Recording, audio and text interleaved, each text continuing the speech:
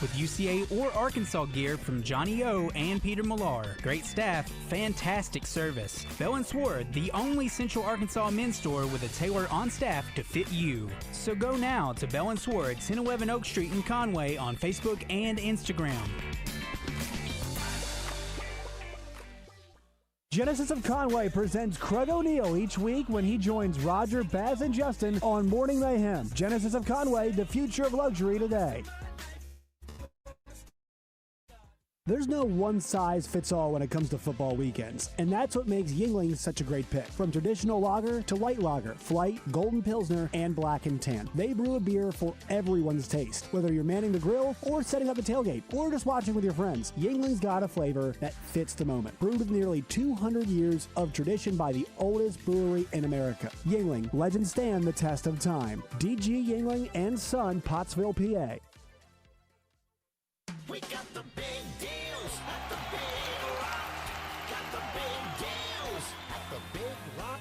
Hey Arkansas, it's Terry Harrison at the Big Lot, where you'll find the biggest selection, the biggest savings, and now you'll find Big Steve Landers. That's right, Arkansas. I'm back in the car business at the Big Lot. Don't be confused. The real Steve Landers deals are at Chris Crane Dodge Jeep Ram. Come see me and Big Steve at the Big Lot. Chris Crane Dodge Jeep Ram, Alco Road in Benton. The Big Lot Benton.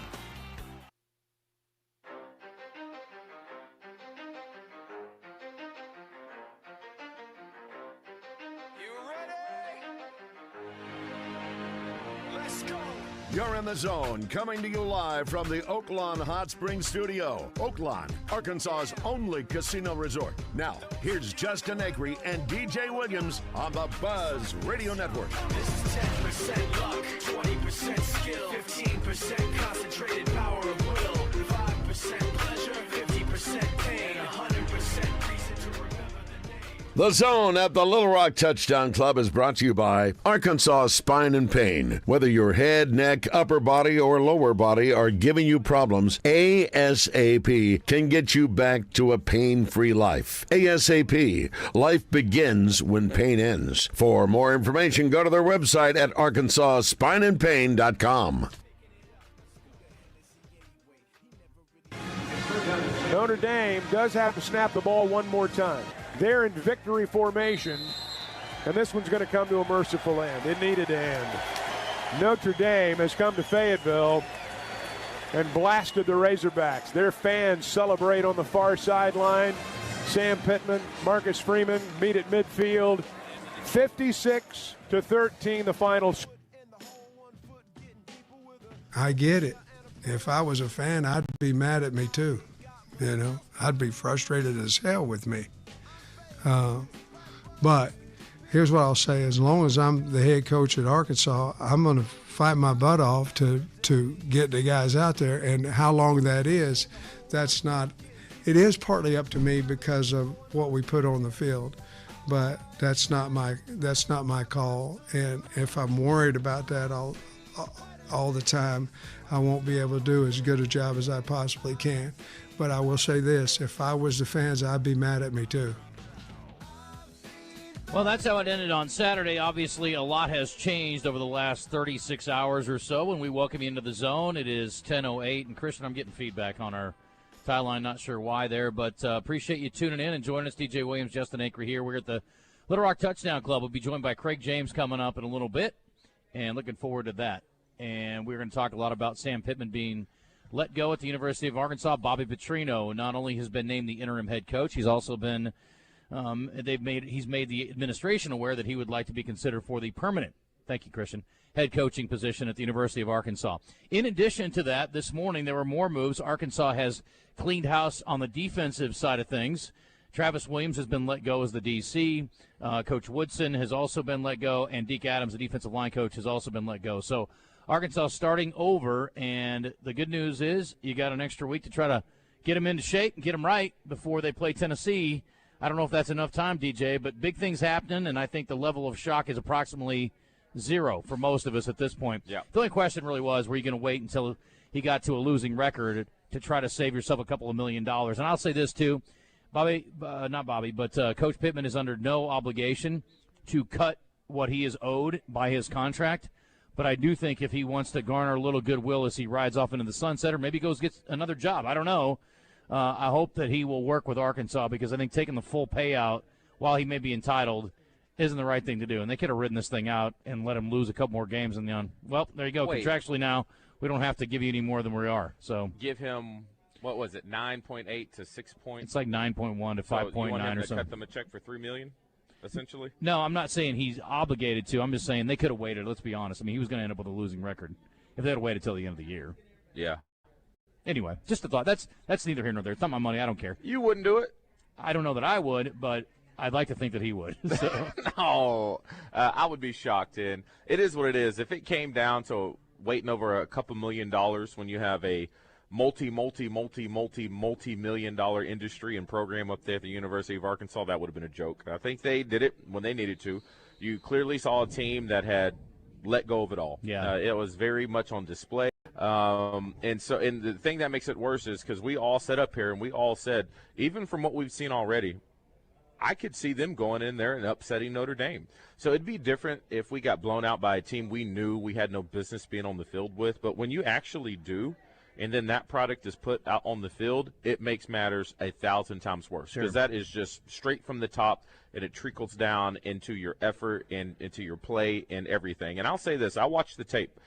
You'd be shocked. I haven't had a chance to go through all the defensive plays, but offensively, yes, we only put up 13 points, only scored run touchdown by Shaq McCroy, out of all people. I know, it's too bad we didn't get a chance to celebrate that and have fun with it. The tape actually doesn't look as bad as you would think. They just had penalties at the worst times possible that kept them out of the end zone and forced them to go for it on fourth down quite often. Defensively, I'm pretty sure I know what I'm looking forward to on watching that tape. Yeah. And so when it comes to what is next in pulling the trigger, and you talked about all the defensive coaches left or that got let go as well. Nick Perry's still on staff. I think this is year one from him. So they got one that I've seen so far on their registry. We'll see what happens with him. Mm-hmm. But I also heard from inside sources, people around there saying that Coach Petrino right now, in his mind, is taking on responsibility of offensive coordinator, head coach,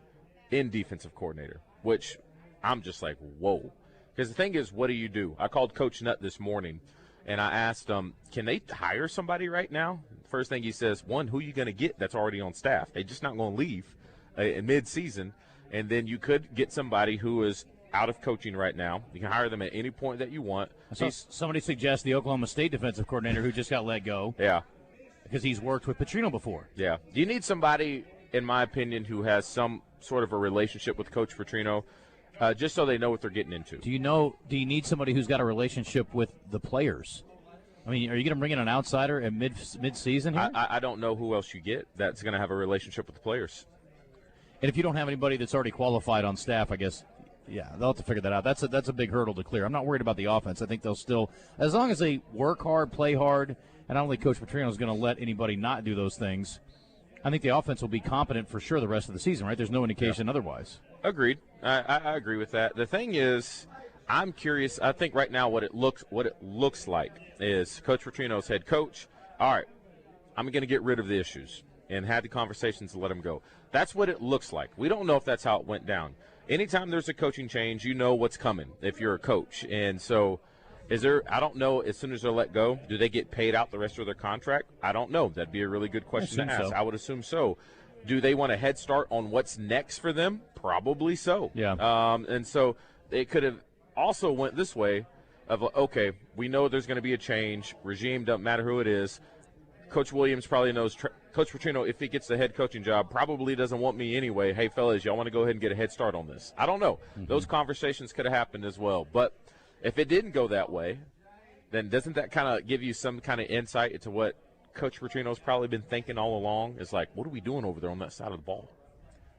It's been bad. And it makes it obvious, right, that he believes it's a coaching problem and not necessarily a talent problem. I agree. I think, again, you get too many guys out of position, and I will say the way it's – I mean, I'll tell you the one thing that stood out to me, and I'm not a football, coaching savant by any stretch of the imagination, but there's a lot of times where I mean, guys just do not seem to play with leverage, and they don't play. I mean, it's like how many times you guys see guys leak out where you got a defender where your head's up or he's just inside you, and he gets outside your position, and your job is to contain, and they fail on that repeatedly, and it just gives up explosive play after explosive play. You may be talking about that third down play where the quarterback got outside the pocket and our guy, unfortunately. Yeah, he was acting like he was throwing 10 yards down the field, and no one had. It was Ian. I always say his last name wrong. Giffard. Easy twist up front. Supposed to have outside and contain. What are you doing? Yeah. Like little things like that when it should be simple and you constantly time in and time out have guys in wrong positions. Something is not getting through to them when it comes to the coaching aspect of things. And I'll also say this, that first passing touchdown they had with the guy wide open over the middle, bad play call. And the thing about it is everybody was getting onto the safety in the middle of the field, asking him, why is he running way over there to the other side? He needs to be in the middle. I believe that's what he was supposed to do. And the guy covering the middle of the field was our guy, Kanai Walker, who started off at corner.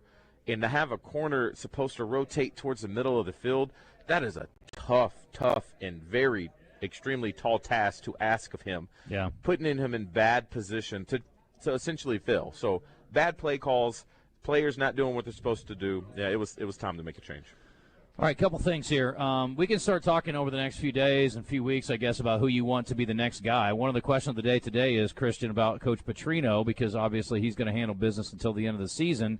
And then are you having backroom conversations with head coaches or agents of guys who have jobs, or how are you handling that part of it if you don't feel like Petrino's the guy? I think the reason they put that comment into the press release yesterday that Coach Petrino had expressed interest is to gauge the fan support for Petrino. I really do. I think that was the reason, the sole reason they put that in there was to say, hey, it's out there. He's interested. Would you flip out if we tried to hire him?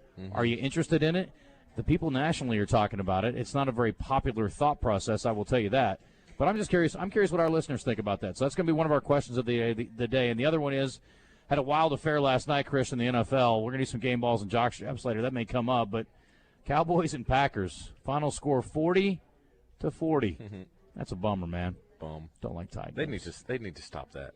Yeah, that's the question of the day. Do you think they should or not? We've got to talk some Ryder Cup, Major League Baseball playoffs, lots of other things. But a little beef going down on the Ryder Cup. Yep, there's a lot of beef going on. Yeah. I was pretty embarrassed to be an American golf fan for what I saw and what I heard about this weekend. Oh, no.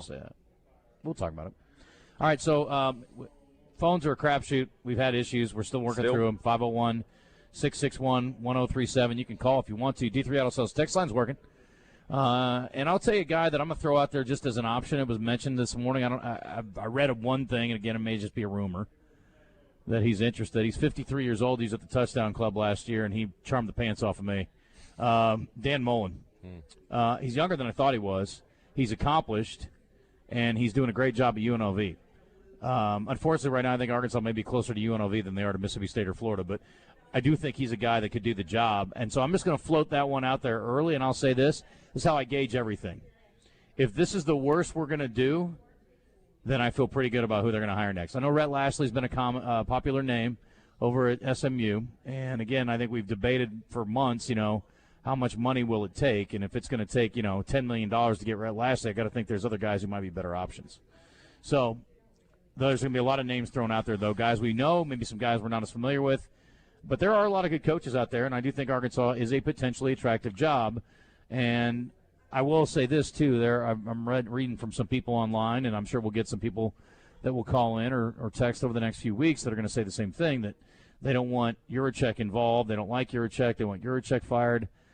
What I've been told is from people who know people, again, it wouldn't hold up in court, but it's secondhand, is that Yurachek's got support from the board, and he's not going anywhere, so he's going to be involved. So his tenure is going to be completely defined by what happens next with the football program and what that next hire looks like. So you don't want to give him credit for hiring Cal. That's fine. He's going to get credit or blame for who comes in next as the next football coach at Arkansas. And this is how that's going to go. If you get a big name, you know what that big name is going to want. Big Guaranteed money, a big buyout, a huge NIL budget. I mean, it's going to be a huge investment that Yurachek cannot miss out on. And so Do you get a lower tier level coach? I think the fan base would lose their mind right now, depending on how that schedule or that contract is built up. And this I was thinking about this in Petrino's situation when he had, after his 9-3 season, when they did the restructuring of his contract, and he left his former agent and then got Sexton. Why did Hunter Yurachek feel the need to negotiate at all? Yeah. Where would he have went if he didn't give, if Hunter Yurachek said, I don't feel comfortable with that? Where was he going to go? Yeah, I agree. What's the point of contract? The problem is that's what everybody does. It's a courtesy thing. It's you get a raise because you did a good job, which is what you were hired to do in the first place. Yeah. So the model's broken. It's not going to change, but that's what happens. It's a commonplace thing. But I would say, look, you got a 5-year deal, and when we get down to the last year, the year before the last year, we'll sit down and talk about things we want to see to continue the agreement. But yeah, I agree. Doing it midstream when all you did was basically do exactly what we would hope that you would do. And it's not like you went 10-1 or 10-2. Let's see if you can sustain this. Yeah. You know, but it happens everywhere and it happens all the time. But I just don't. What's the? I mean, think about Charlie Weiss at Notre Dame, DJ. They gave him a lifetime contract, basically like a 10-year contract after one good year, and it's like it was a complete failure. My thing in those situations, if Yurachek said no, where was Pittman going to go? Right. You're right. He would have been like, okay. You have all the leverage. We rolled the dice. Look, we've all asked for raises. He was going to go be a head coach somewhere else. If you haven't asked for a raise and not gotten one, good for you. But I think most people probably have, and you don't go, well, fine, I'm taking my ball and going home. No. Now, you might start looking for another job. That's cool. But Yeah. to your point, like, where's Pittman going to get a better job that people are going to be beating down his door to try to hire him? I don't see it. I agree. That's fair. If you have asked or haven't asked for a raise, or you haven't been turned down for a raise, I'm sorry, then you need to ask for your first raise. You do. I agree. That's a good point. We got Mike on the line, by the way. All right, let's take it. We can't see our calls because, again, call screen issues. We do have Trey Biddy coming up. We'll take. Let's hit the break a little bit early, Christian, because I do want to get Trey on, make sure he's got plenty of time, because we got to talk about the impact on recruiting, what that looks like, what he expects from a coaching standpoint. Maybe he's got some insight as to who's going to call the defensive plays when they play Tennessee in 2 weeks. But there's a lot to get to with him. Mike, welcome. What's up? Well, Justin, why are you saying that Yurachek is going to be judged by this next hire when he's the one that hired Pittman and didn't let him go after the 4-8 season? You're making a big circle here, brother, and I'm not trying to be critical of you. I just don't understand your thinking. Well, I'm just saying his tenure will ultimately be – if he hires a successful coach here, that's how his tenure is going to be defined. And if he doesn't, then he'll be looked at as a guy who can't hire football coaches. So we're just going to forgive this hire, the Pittman hire. If you don't think Pittman studied a crappy situation, then we'll have to disagree. I think. No. I'm not. No, I agree, Justin. I'm sorry to interrupt you, but you didn't see the chinks in the armor after the 4-8. Well, I mean, guys have bad years occasionally, so I mean, I don't know. I mean, I was still hopeful that they were going to figure things out, and bringing Petrino in was certainly a boost to our level of confidence. Travis Williams had some moments. I think he's a Broyles Award nominee a couple times. I mean, he'd done a good job. It's not like he wasn't hiring good coaches. So yeah, I mean, the philosophy was, hey, I'm going to hire good coaches. We're going to get good players, and we're going to have a chance to win. And he's going to be a CEO type.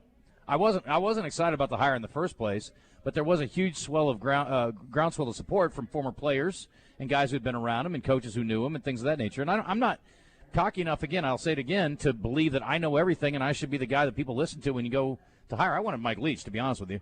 But I mean, I do think it's played out about the way it should have played out. So it's time. It's definitely time. That's all. Well, all right. Thanks, man. Thanks, man. And then David on the line as well. He wants to ask DJ a question. All right, David. Talk to DJ. I'll sit this one out. David? Hey, DJ. This is David from Cabot. I got a question for you. So, who's going to be the head coach? Bobby or Coach Petrino?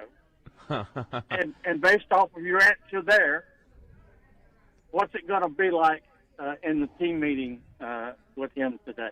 And I'll hang up and listen. Thanks. It's a good question. Who are you going to get? We're going to get the old school Bobby, you know?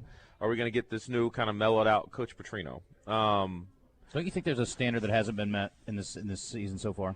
Yes. Do you think he's going to demand that standard is met? I think if it was the latter of the options of how the defensive coaches got let go, then buckle up. Mm-hmm. You know, it was almost like I could see this almost being Honey Yurachek saying, okay, Bobby, if you want this job, let's see. Mm-hmm. See how this rest of this year goes. 100%. That's and every so, year. yeah. And so if I were him, it would be all hands on deck.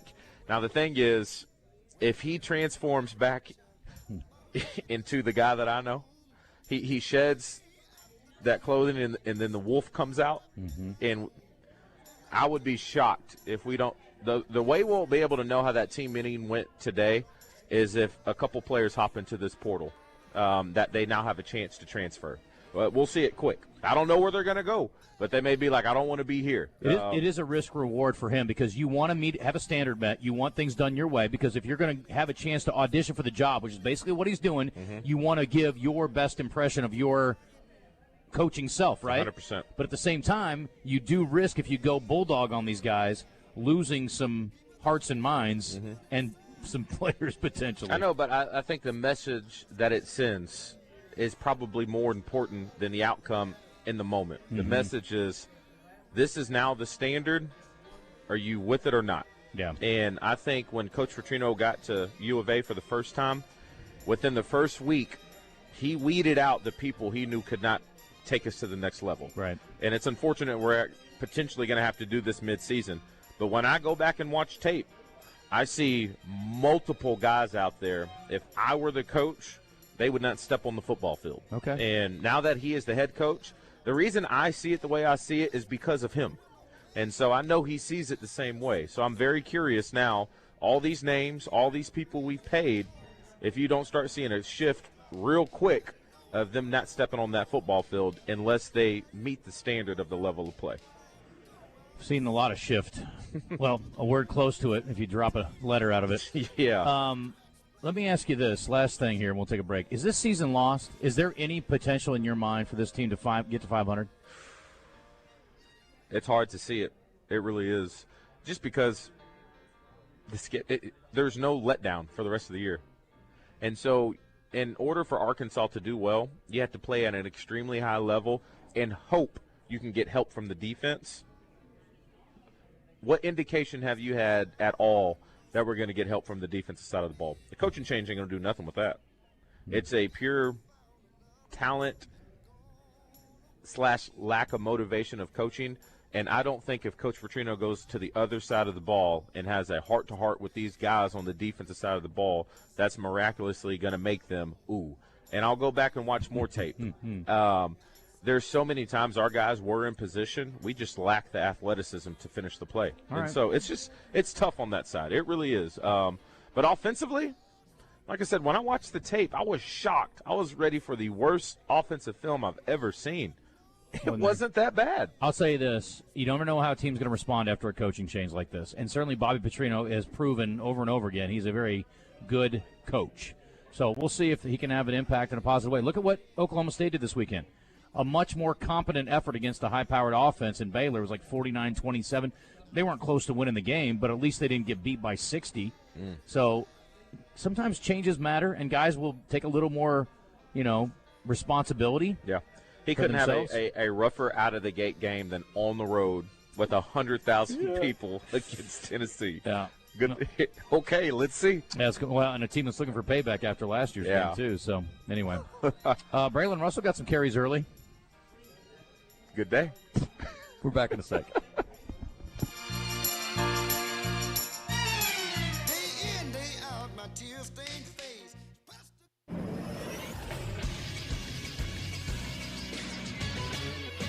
This is SportsCenter. Exciting day of NFL football yesterday began with the Steelers' 24-21 victory over the Vikings in Dublin, Ireland. The Bills got to 4-0 with a 31-19 victory over the New Orleans Saints. Also at the ranks of undefeated, it's the Eagles 31, Buccaneers 25. The Colts, they took their first loss, 27-20. The Rams get to 3-1. Also the 49ers took their first loss as the Jags went on the road and win 26-21. And last night, a wild game as the Packers and Cowboys tie at 40-40. Also yesterday in baseball, the Cincinnati Reds nabbed the final National League wildcard spot from the New York Mets. I'm Josh Neighbors for the Buzz Radio Network.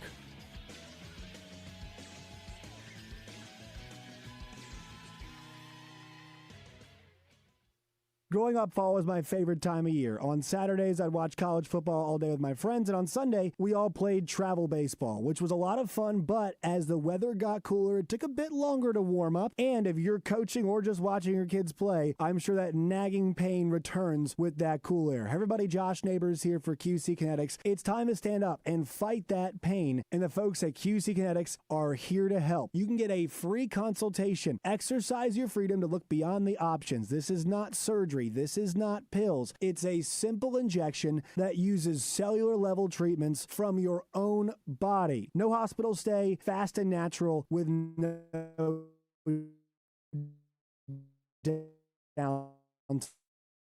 So call them today and get that free consultation spark that leads you to achieving that pain-free lifestyle year-round that you've been looking for. Call 501-214-5880. That's 501-214-5880. Fall is the perfect time to spruce up the exterior of your home or your business. And if you're like me, there's only one company to call, CertaPro Painters. What stands out the most? Their attention to detail. They carefully prep every surface, make sure trim lines are sharp, and even touch up any small spots, even ones you didn't notice, at no extra charge. They go the extra mile because they want you to be happy and they care about their work. Each CertaPro Painters business is independently owned and operated. For your home or business, make sure you schedule CertaPro. Don't wait. Their calendar fills up quick. Schedule your free estimate at CertaPro.com. That's Certa with a C. Arkansas round ballers Big Joe Klein and Pat Bradley pontificate on Bet Saracen. People ask me, what do basketball players know about football? What say you, Joe? I explained that anyone can run up and down a grass field with a screwy-shaped ball, but it takes finesse to strategically launch a basketball from long distances at an 18-inch diameter steel hoop. Dang, Joe, you sure are smart. Gambling problem? Call 800-GAMBLER. Big savings are rolling now at Gwatney Chevrolet. Take advantage of the $7,500 EV tax credit before September 30th. Drive a 2026 Trax or Trailblazer for just $249 a month. Or save up to $13,000 on new Silverados. Plus, we're paying up to 20% over Kelley Blue Book for your trade, even if you don't buy from us. And right now, you can get it all with no payments until 2026. Stop by Gwatney Chevrolet in Jacksonville today. Chevrolet, together, let's drive. With approved credit restrictions apply. See dealer for details. We all know how busy our lives can be these days and how important our time and convenience is as well. Edwards Food Giant knows that too. So that's why they're inviting you to take advantage of their Heat and Eat Meal Solutions items in their deli department. Delicious Edwards Food Giant signature dishes, along with a wide choice of entrees and sides, all ready for you to pick up and take home to serve your family tonight. The Heat and Eat Meal Solution is now at your favorite Central Arkansas Edwards Food Giant deli. This week's special is Mexican chicken for only $7.49 per pound, with roasted corn and black beans for $4.99 per pound. The Zone in the Oaklawn Hot Springs studio is back. Oaklawn, Arkansas's only casino resort. Now, let's see what Justin Acri and DJ Williams have to say on the Buzz Radio Network. He's had his finger on the pulse of Arkansas sports more than anyone else. You've heard him on Drive Time Sports for years. Now, he's bringing his talents to the Zone also. He's Trey Biddy of hogsports.com. He's brought to you by Tire Town, Pointe-S and Benton, carrying all the top tire brands. There's no stress with Pointe-S. Check them out at pointestire.com. All right, keep your messages coming, and we will get to them as we can. But we've got our man, Trey Biddy, hanging around, ready for us today on the Jim's Razorback Pizza Hotline. Trey, good to have you with us. And I will tell you this, even after the, I have to call it an embarrassment, I guess, on Saturday for Arkansas, I'm not sure I was 100% convinced they would make the move midseason. But here we are in the midst of a change in the coaching regime. Bobby Petrino taking over. Defensive coaches being canned. I had somebody suggest to me that maybe Coach Petrino and some of the defensive coaches didn't see eye to eye on some things. Do you think that had anything to do with this, or do you think it was just I got to do something? Yeah, well, I mean, like we talked about last Monday, Justin, if you're going to make a move, it has to happen like a time like this. Before a bye week, the transfer portal window opens for 30 days. There's no real place for any of the players to go. So not surprised that it happened when it did, especially after you can't come home after – that can't be your fourth straight double-digit loss to a major conference or equivalent team. the way things have gone this season. Right. So with Petrino, it doesn't surprise me that he made those changes. I mean, basically you are talking about guys who are lame ducks, guys who are probably also going to be thinking about where their next opportunity is and that kind of stuff. And I first thought, it's like, well, what are they going to do? Who are they? How are they going to? But then you look and it's like, well, Arkansas is dead last in points allowed per game and dead last in yards allowed per game significantly in the conference. So it's not like it could get much worse on defense, right? So any change, I think, is probably warranted. Bobby Petrino always had a saying, we didn't come here to paint. And didn't come here to paint. he's definitely doing the things that that reflect that. So it's going to be real interesting to see how things shake out. I think this is a real opportunity for Arkansas. There's an old movie that you and I all know, everybody knows, and it's if you build it, they will come. And that has been a problem with Arkansas in the past, because Arkansas has to be the chicken and the egg here.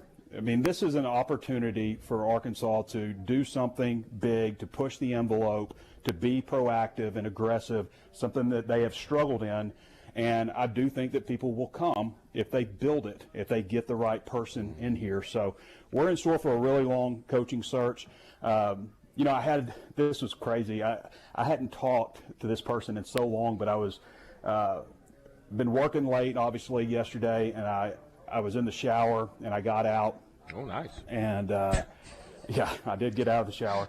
And I got out, and I looked at my phone, and there's a Dallas number. And I'd been trying to get a hold of somebody in Dallas and haven't been able to get through to them. And I thought maybe they had changed their number. So I got dressed real quick, and then I called the number back. And it answered first ring, and he goes, Trey Biddy.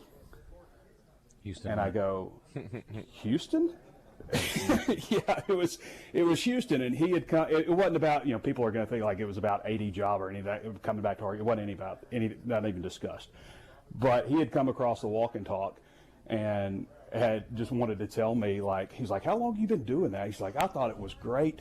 He's like, and just tell me how much he agreed with so much of what I said, and we talked about some other things like why Arkansas doesn't recruit more in state, and just the passion for Arkansas and stuff like that. We had a really nice phone call, but I hadn't talked to him on the phone in 17 years. He still had my number. Well, I love Coach Nutt, but did you tell him that you were doing walk and talks when he was winning 5 games and asking for people to give him a break? I was not then. I actually didn't start that till 2019 or so, 2018, something. All right. Like Well, that. if you started in 04, he wouldn't think they were so cool. I'll tell you right now. Anyway. Yeah, exactly. All right. So look, there's really two things here, Trey. I just asked DJ this before the break. Do you think Arkansas can somehow right the ship? What is Bobby Petrino's approach going to be? Is he going to be the bulldog we have seen, or is he going to be this newer, kinder face, not accepting of the mistakes that have been made, but a guy who's not going to try to maybe be as aggressive because of his situation as he would have been? Because, again, when you're the head coach for the foreseeable future, you got a little political capital, and you can get some dudes' butts in a little different way maybe. Mm-hmm. But I'm not sure that Bobby Petrino knows the difference. So what do you expect there, and what are your hopes, I guess, for salvaging the season and maybe making this respectable at the end of the year from a record standpoint? Yeah. Well, first of all, insane that Bobby Petrino is back on the sideline as the head coach, even on an interim basis at Arkansas. It was crazy that he was, brought back as coordinator. I mean, not crazy, but crazy in a good way, fun. Sure, wild. I do think that it's going to be very interesting. I don't know that there's any way to project how the players are going to react to this change and Petrino's way of doing things. He's certainly shaken things up right out of the gate. Woke up this morning, I guess, and chose violence and cleaned house. So he is shaking things up, and we'll see how the players respond. I just don't know that there's any way to project how things could go. I do think this is, his audition to take over the Arkansas job. It's maybe something that he's always thought about, and maybe something that Sam Pittman thought would happen eventually, but maybe in a different kind of way, because I know Sam's goal was to get the program back on solid footing and hand it over to someone on staff, because, Pittman also cared about the people that work for him, and when you have a coaching change, that uproots everyone's lives. 60 people that work under him, that uproots most of their lives. And so he told me that a few years ago when they were before that 4-8 season, he told me that was his ultimate plan. I remember we were just on the sideline talking about that. So I wish Sam Pittman well. It didn't work out for him here. Yeah. He's a good guy.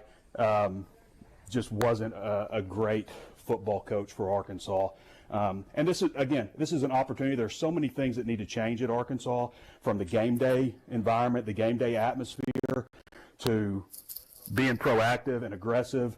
And I think there were a lot of fans in Arkansas, and maybe people with money, who just didn't want to support the way things were at Arkansas.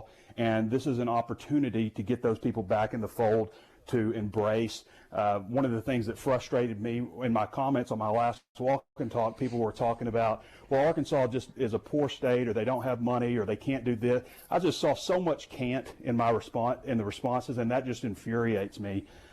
Explain Mississippi to me. Explain Missouri to me. I'm just not buying it that Arkansas is not capable of more, and it can change the whole vibe in the state. I think it's an incredibly important. Obviously, any coaching change is important, but this one needs to happen the right way, because Arkansas fans have been subjected to a program that is what we've got in this state, and they've been subjected to this program losing and not measuring up and not feeling every Saturday when you wake up that you got a chance to win, and that needs to change. Okay, that's fine, and I agree with you. And look, I don't know why overnight we think miraculously more money is going to pour in for NIL and for a collective. I hope it happens, and maybe the right person will get some people, spark some people to spend some money that haven't been spending money. But there are a lot of ways that people are contributing to this program, and that includes tickets and seat licensing and parking passes and things of that nature. You've also got a foundation that's got to raise money to run the university and all the facilities and everything else. So I mean, there's only so much cash to be had. I do think that I heard Bill Vickery talking about this at length, and it was a really interesting conversation. You do need a little more probably effort and a little more of a staff to create some more energy behind money for the players, because that's ultimately how you're going to win. But I hope that the next coach can spark a little more interest in that, a little more get some more eager folks. But it is a challenging thing. Again, I don't know that it's impossible by any stretch of the imagination, but it's a huge challenge for sure, Trey. Yeah, a challenge that everybody else in the SEC has risen to. Arkansas is the worst football program in the conference. It's the worst football program in the conference. Do you have any idea how much money they're spending on NIL? I don't know exactly. I don't like to call it NIL. How much money they're spending on players? Yeah. Because here's the thing: John Calipari's a hell of a good coach, but if he had $1 million to spend on his roster instead of $1 million per guy, guess what? He wouldn't be that good right now. He wouldn't. There's obviously no question about that. And I think he's probably always had a leg up in that department, whether he would admit it or not at Kentucky. But, yes, 100% money matters. There are also programs out there that have a lot of money that aren't doing very well. And, some of it's just like where you put your resources, the type of players, your overall effort. I mean, you have to be like mentally, you have to have something wrong with you to be a head coach. You have to be just a different kind of guy. I mean, did you guys see like Dan Lanning the other day in his press conference? That guy has something off about him. He's a lunatic. Lane Kiffin, Nick Saban. Like Nick Saban couldn't look people in the eye. Like there's just something wrong. And Sam Pittman was probably a little too normal, to be honest. But I do think that you have to be a little crazy in some kind of way to be. Can you say crazy nowadays? You have to be. You have to be a little bit. You got to be a little off to be a coach. If today they went out and said, you know what, we're going to end the search, Coach Petrino is now from interim to head coach, how would you feel about that? I would feel disappointed in that because I feel like we need to see something. I feel like I guess what I'm asking too, do you think Coach Petrino could get it done? I don't know. I think that part of what Justin said also matters. You have to have that support. You have to have financial support. So I think there's just a lot of things that do go into it. But I don't know. I don't know if he could get it done. It's been a long time since he was coach at Arkansas. And, at Louisville, he had some good teams there. It was just that last team that bit him. They went 2-8. Didn't have just like a tremendous level of success against at Missouri State, but wasn't bad by any stretch. So yeah, I don't know the answer to that, DJ. I think we have to see how things go here. If the players buy in, and that's just part of it too. I think there's a lack of passion from enough players anyway that it causes results like we saw Saturday. And I'll piggyback off what you briefly said earlier. I think a lot of people were left with Coach Petrino in his prime, but looking at he is best when he has talent.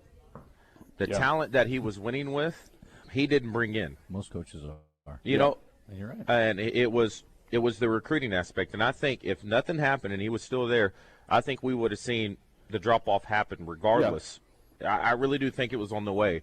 And so you bring up a good point when it comes to, has he changed in the way of being able to sit down on a couch, have a conversation now with portal kids and these high school kids, and have that element of recruiting that he didn't have to worry about when he, inherited all of Coach Nutt's recruits. Yeah, it doesn't matter as much anymore, DJ. Yeah, and so the fundraising thing too. Yeah, players come in asking about money. They don't ask about graduating or any of that kind of stuff. So with that personality approach, can he go out and raise money?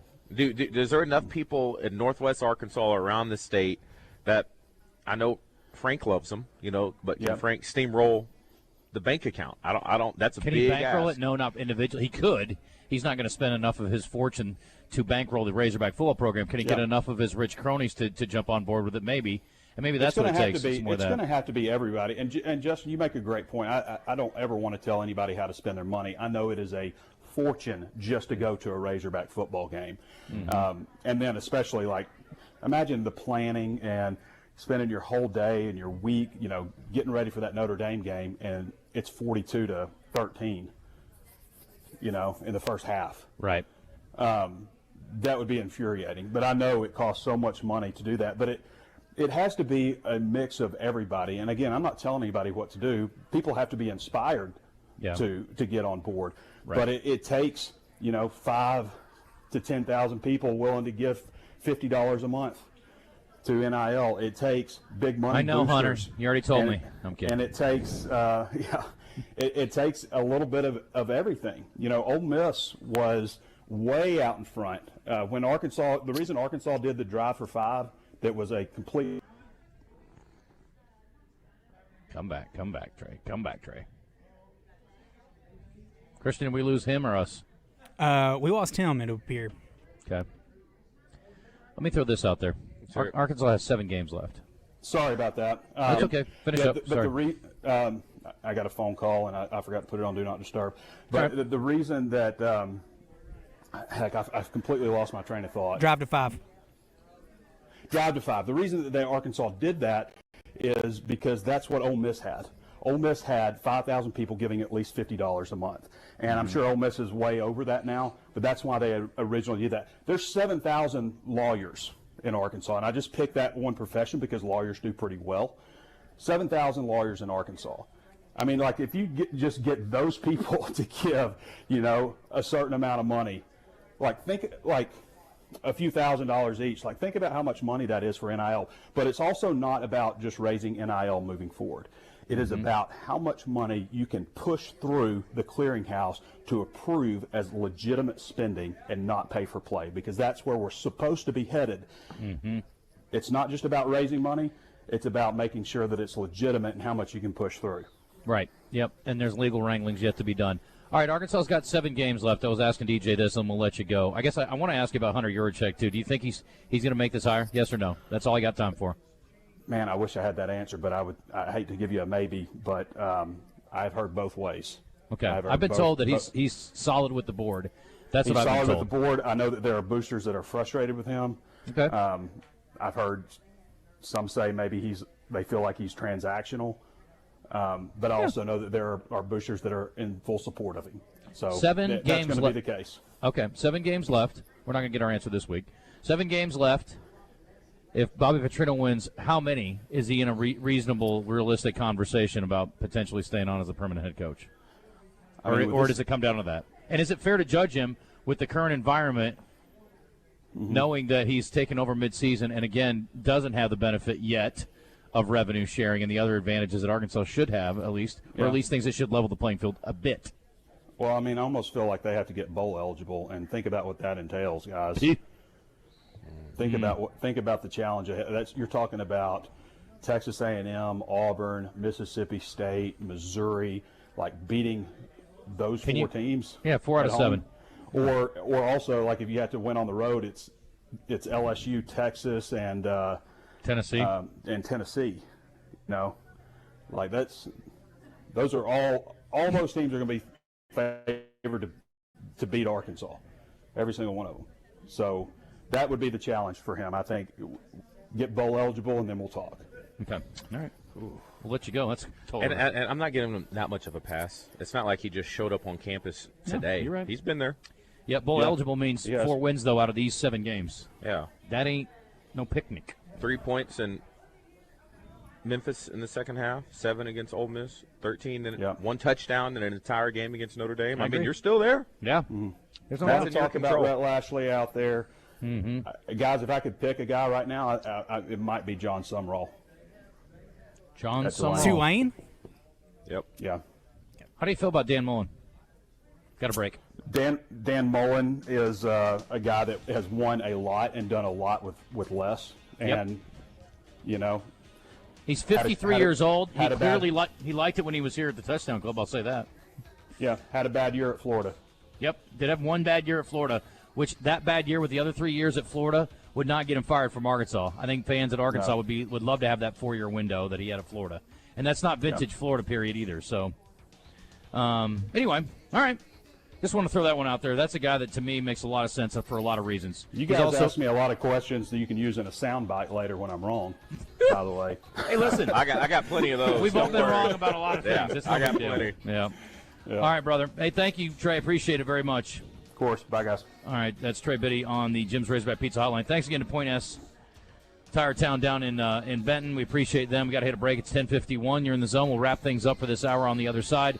Craig James coming up in a bit. We'll talk to him, get his thoughts. Because Arkansas, from a national perspective, I am curious to what people are thinking. Scott Van Pelt talked about it on his podcast yesterday, and a lot of people are flipping out about Bobby Petrino being named interim. Wait till they name him the permanent head coach. People are really going to freak out. But again, that's not the reason you should hire or not hire somebody. Yeah. Because of that. But it certainly is going on. I will just say it's a thing.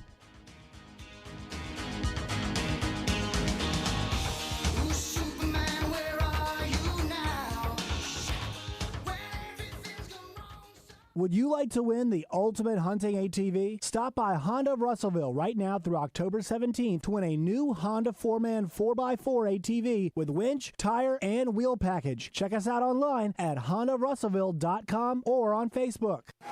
Well, Bass, game's almost over. I hope you got those bets in on the Oaklawn Sports app. You know, Roger, this Oaklawn Sports betting app might actually make watching games with you bearable. That's big talk coming from a guy who's about to pick up the tab. But I hear you. With this app, we can bet on all the games this season with so many options. And after they kick this field goal, it'll be you picking up the tab. Nah, he's going to miss. It's good! That's bad. Bet all season long with Oaklawn Sports, Arkansas's best sports betting app. Gambling problem? Call 1-800-GAMBLER. Hey, it's Craig O'Neill looking forward again to a school year of reading stories to kids and getting me all over the state of Arkansas to schools everywhere.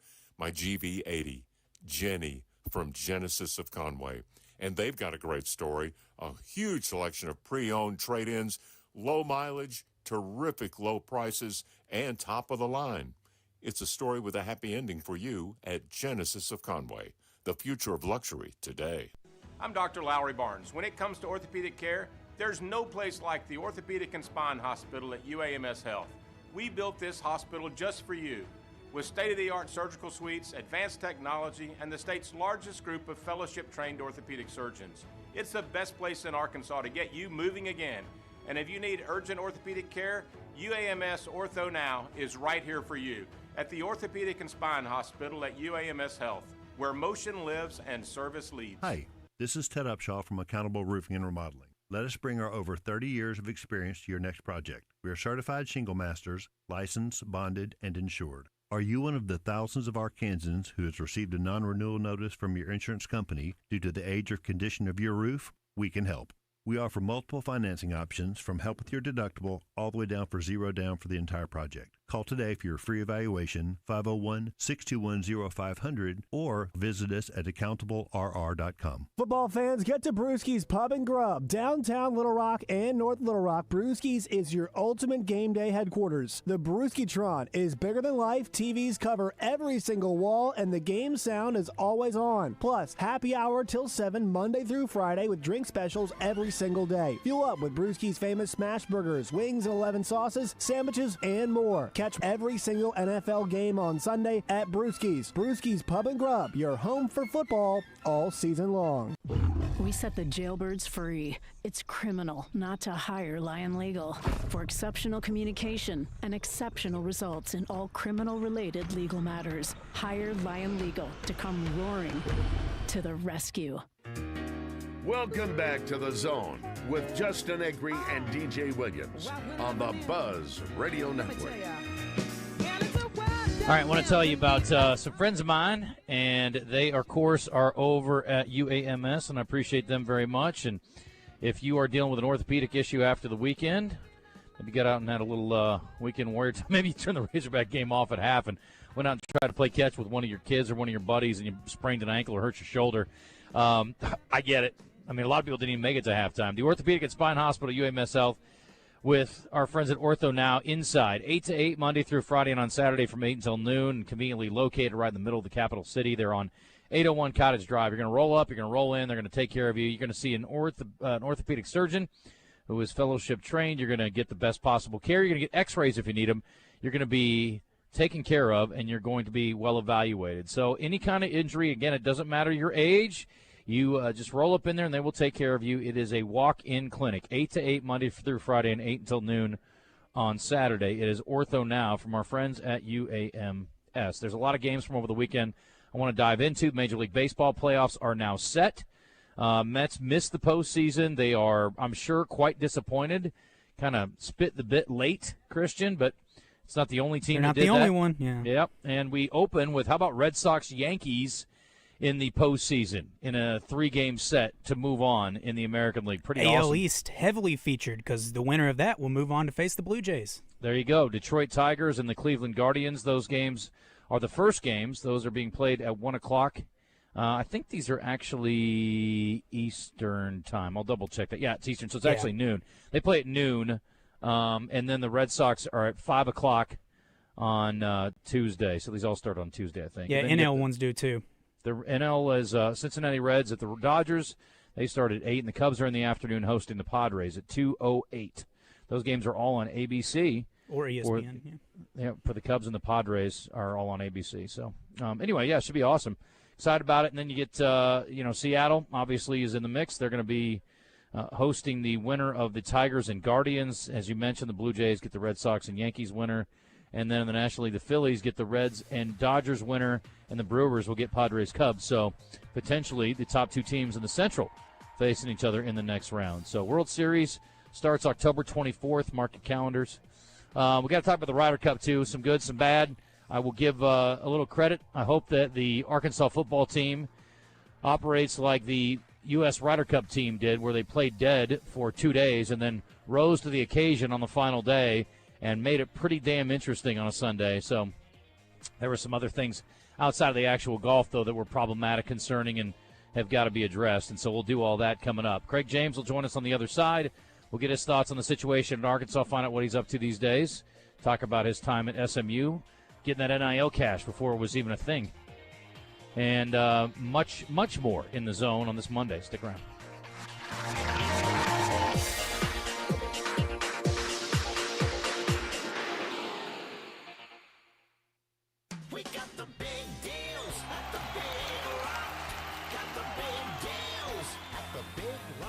Hey Arkansas, it's Terry Harrison at the Big Lot, where you'll find the biggest selection, the biggest savings, and now you'll find Big Steve Landers. That's right, Arkansas. I'm back in the car business at the Big Lot. Don't be confused. The real Steve Landers deals or at Chris Crane Dodge Jeep Ram. Come see me and Big Steve at the Big Lot. Chris Crane Dodge Jeep Ram, Alco Road in Benton. The Big Lot Benton.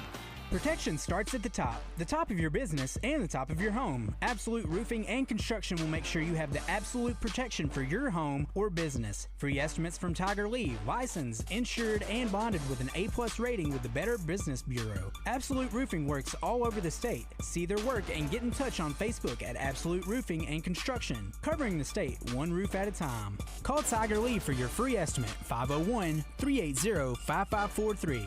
That's 501-380-5543.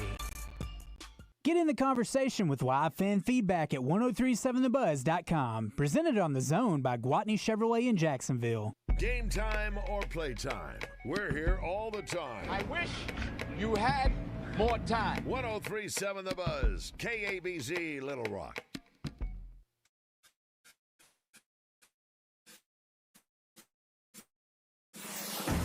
But we just didn't know when. Razorback head coach, or former head coach I should say, Sam Pittman has been relieved of his duties. Offensive coordinator Bobby Petrino will take over as interim head coach. This decision by athletic director Hunter Yurachek comes after an embarrassing loss in Fayetteville, 56-13, Notre Dame on top of the Hogs. In a statement released by Yurachek, he says, quote, "The goal of our football program is to be highly competitive within the Southeastern Conference and compete for a national championship. As we move forward in the process of finding a new head coach, I am certain we will be able to provide the necessary resources to our staff and team to reach our goals." For the Buzz Radio Network, I'm KARK's Gary Burton Jr. Woo Pig.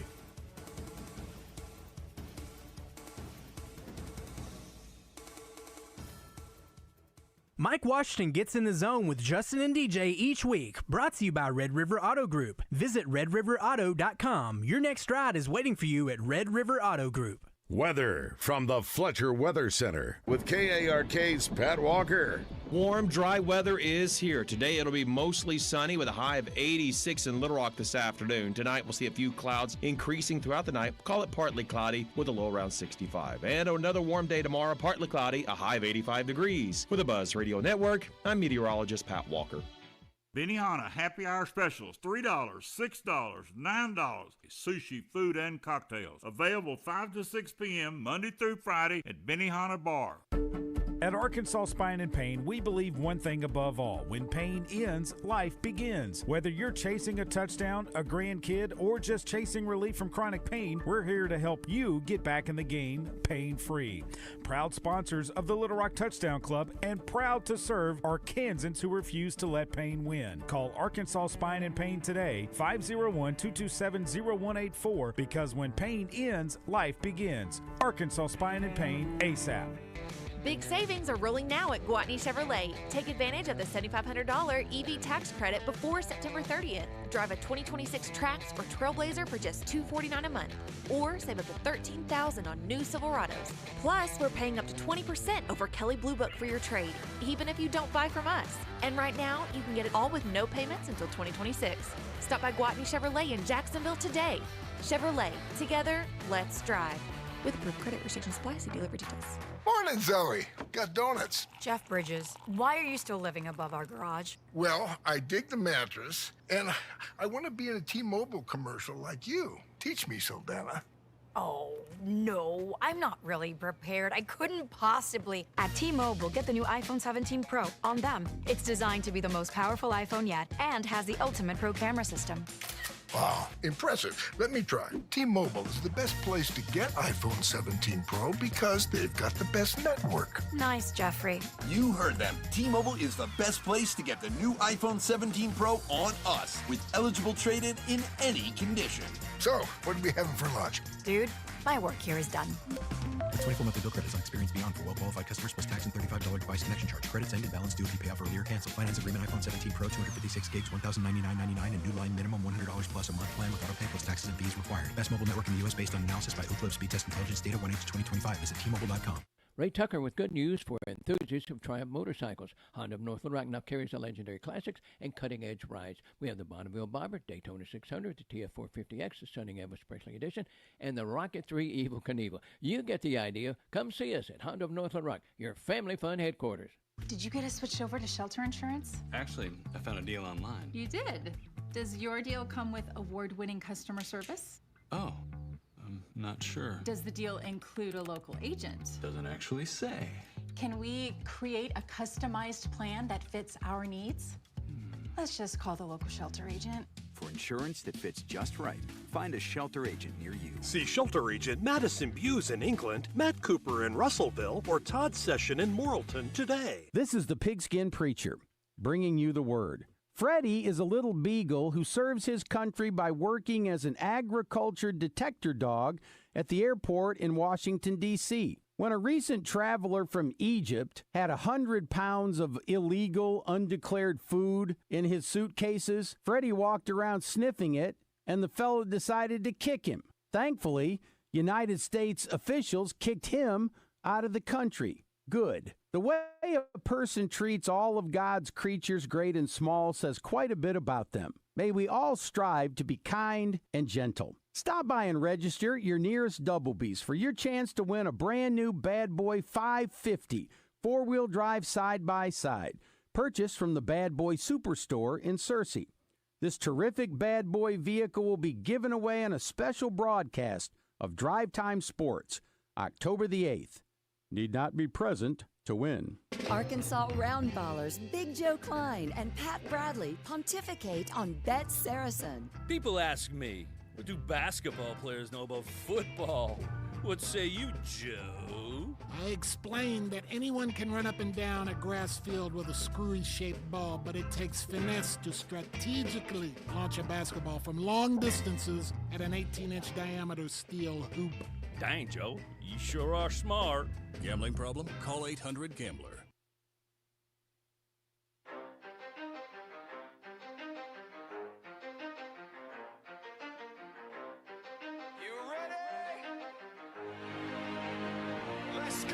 You're in the zone, coming to you live from the Oaklawn Hot Springs Studio. Oaklawn, Arkansas's only casino resort. Now, here's Justin Acri and DJ Williams on the Buzz Radio Network. The Zone at the Little Rock Touchdown Club is brought to you by Arkansas Spine and Pain. Whether your head, neck, upper body, or lower body are giving you problems, ASAP can get you back to a pain-free life. ASAP. Life begins when pain ends. For more information, go to their website at arkansasspineandpain.com.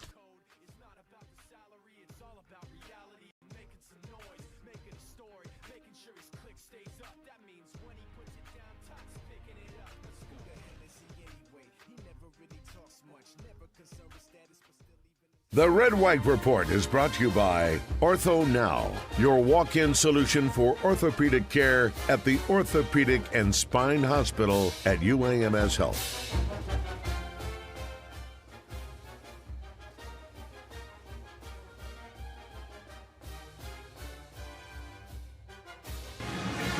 Notre Dame does have to snap the ball one more time. They're in victory formation. And this one's going to come to a merciful end. It needed to end. Notre Dame has come to Fayetteville and blasted the Razorbacks. Their fans celebrate on the far sideline. Sam Pittman, Marcus Freeman meet at midfield. 56-13, the final score. I mean, just us as players, we got to make plays. Us as players, we just got to make plays and get off the field, get 3 and outs. And we wasn't able to do that today. Short and sweet. That was Xavier Swaer talking about Arkansas's defense. As we welcome you back in, we're going to talk to Craig James, get his thoughts on the Arkansas job here in a minute. Some people want, Arkansas to steal his school's coach. I'm just saying. But we'll talk about that when it's time. Anyway, tough deal there. And, again, if you missed it, Bobby Petrino has been named as the interim. 3 defensive coaches were let go today, and Arkansas has already released a statement, and they are moving on to new defensive coaches. And Bobby Petrino is no longer going to be the OC, but he's still going to call the plays during the game, which I think we all agree is probably the right move. Chris Wilson is going to take over defensive play calling duties, and Wes and I just said to each other, who's Chris Wilson? Good question. Well, I'll tell you about it. He has experience as DC in his long career in college and pro, having recently served as the DC for the Houston Roughnecks in the UFL. What a cool name. Won a Super Bowl as part of his time with the Philadelphia Eagles. He was the defensive line coach there. Also coordinated defenses for the Houston Gamblers, of the USFL, and in the college ranks at Colorado and Mississippi State, where he was co-defensive coordinator in 2010.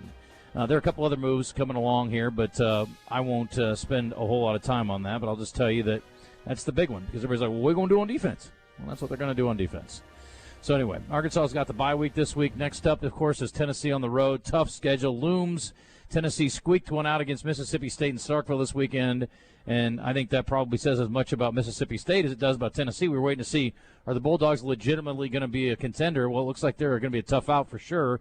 And for Arkansas, there are no gimmies left on this schedule, certainly with all the turmoil, I guess, or changes going on. So we'll see. Let's bring Craig James in and talk to him, the former college legend who played professionally, maybe not as long as you wanted to, but certainly had some good times in a Patriots uniform. Welcome. How are you? I'm great. Thank you very much. You know what? When I'm hearing these intros of all these coaches and all these names, me playing in the NFL was like a dream come true. I never thought that was even possible, much less playing in a Super Bowl and a Pro Bowl. So I'm blessed to have done that. Really thankful for the years I was able to spend covering college football, 23 years of it. And so now seeing all of this newness that's going on out there, it's pretty interesting. Okay, so give me an outsider's perspective on Arkansas as a program. What do you think of the program? What do you think about what's going on here? And what do you think the potential is? What do you think the ceiling is for Arkansas? Well, I'm going to say this, and probably half the people are going to say, okay, I agree with you, and the other half are going to say, I don't. I have never met, that I'm aware of, Coach Pittman, but I was a fan of Coach Pittman. I observed and watched him. It seemed his public integrity matched his private integrity. They seemed to be in unison together. It seemed to be that the players liked him. But these coaches today have a different challenge. It's not just X's and O's. Sam Pittman's a good football coach. He knows X's and O's. But that doesn't mean that you can be a successful coach in this era of the transfer portal. Mm-hmm. Bill Belichick had 70 new players that walked in North Carolina's locker room. Well, and plus I guess his girlfriend didn't help either. Yeah, 71. Yeah, so it's 71. So you've got to figure out, how can I motivate a young man to come in here and be part of a culture and a team overnight? I watched the start of the game the other day, Notre Dame and Arkansas. And, man, the first two series for the offense and the defense, the players were there, but then all of a sudden the defense and the guys stopped going to the ball and playing hard. Mm-hmm. And, you have to play with your hair on fire every snap. And that's the challenge for a football coach today. Do you think, because people say NFL guys been getting paid for such a long time and they play hard, do you think the amount of money these kids get at the age they're getting it at, they haven't matured enough to really take on that role of still performing at a high level? Because when you go back and look at your bank account and you got $300,000 sitting in the bank and you're 18 years old, some things that you typically worry about as an 18-year-old, you don't worry about anymore. This is a newness to college football, college athletics, for both the coach and the player. The coaches now are making money that's stupid. And I guarantee you they can't look at their bank account and say, wow, I've got $8 million in the bank account. Are you kidding me? So their $8 million to the $300,000 you just mentioned, they're both under intense pressure to perform. A coach has to perform. A player has to perform. And you got to figure out how you can come together collectively and make it work on the court or on the baseball field or on the football field. So I think there's a newness to the expectations that comes with the amount of money that's being given to them. Do you think Arkansas can be in the top third of the SEC? Yes, and I'll tell you how. And this, I'm going to talk to you objectively of what I have observed, of how's it working today. Mm-hmm. At SMU, I can talk about that. We had a man that's the head of the trustees who said, we're going to go out and for the benefit of the university, academically, we're going to make football a big deal. And we may have to buy our way into the ACC, but look at the amount of attention and publicity SMU has received because of what we did last year. Mm-hmm. Immense. Texas Tech University. Cody Campbell gets a ton of money from oil and gas. He says, I'm going to help my university to be great.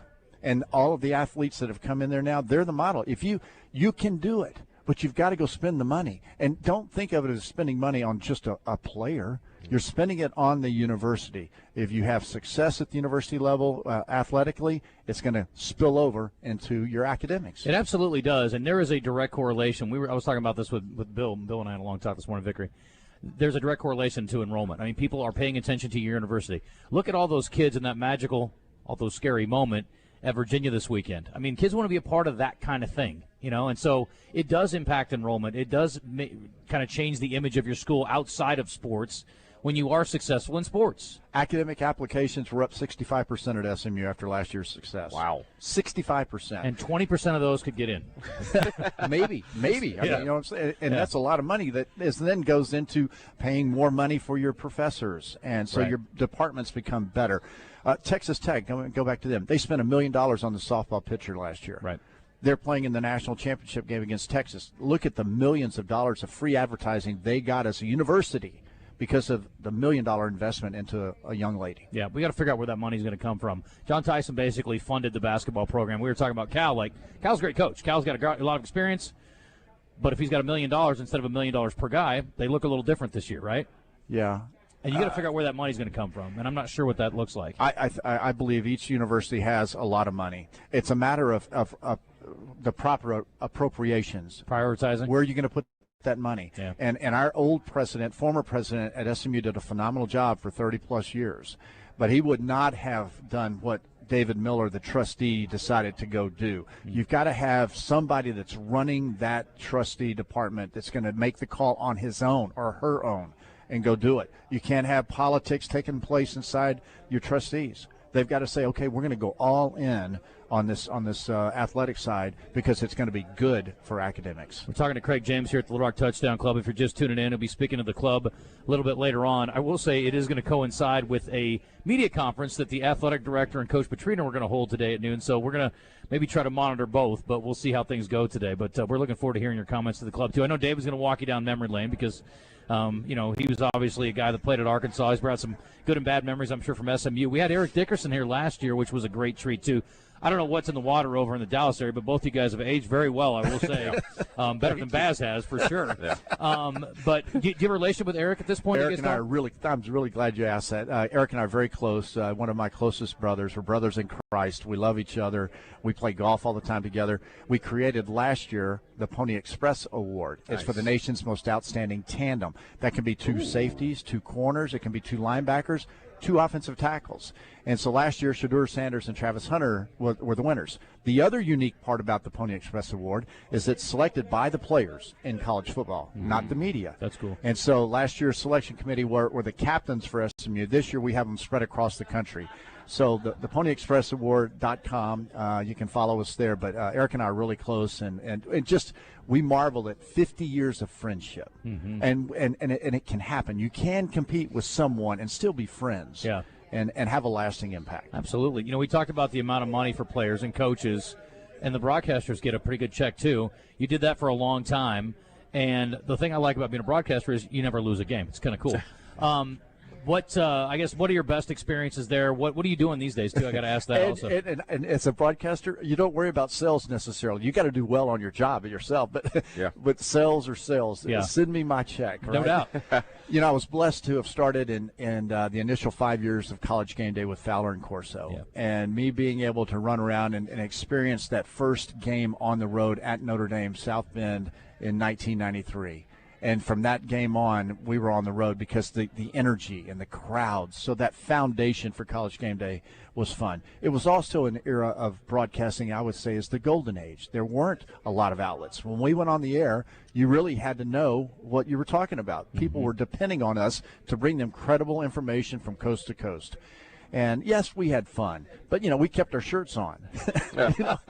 We weren't dancing on the set. Yeah. It was a fun era, and I miss the friendships, and I miss having a microphone when there are big moments like Pittman getting fired, what's happening at Arkansas. I'd like to be able to weigh in on certain things, but I don't miss the travel. I've got 9 grandkids. Wow. I'm called Pop C, so I travel around. That's what I'm heavily involved with. Okay.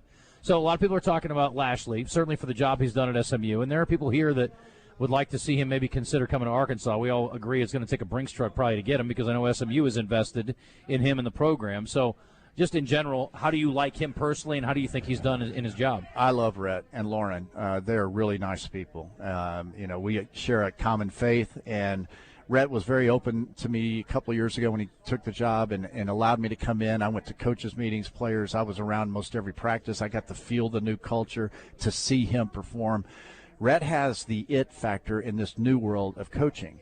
He can connect. He demands. He has boundaries. If you don't go to class, you're not going to play.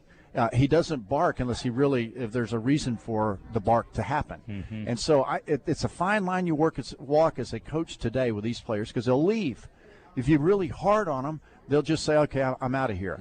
But if I'm a coach, and if you can't handle a fair and balanced criticism, I don't want you on my team. Mm-hmm. So to pay it off, I think I don't think it'll be money that would get Rhett and Lauren to leave. I think their faith would lead them. That would be the first thing. Mm-hmm. There'd have to be a commitment. He knows for certain the magnitude of the commitment, not just financially to him, but the vision. Right. And he's bought into the vision that SMU has given him. We love him there, and they're hoping to keep him there.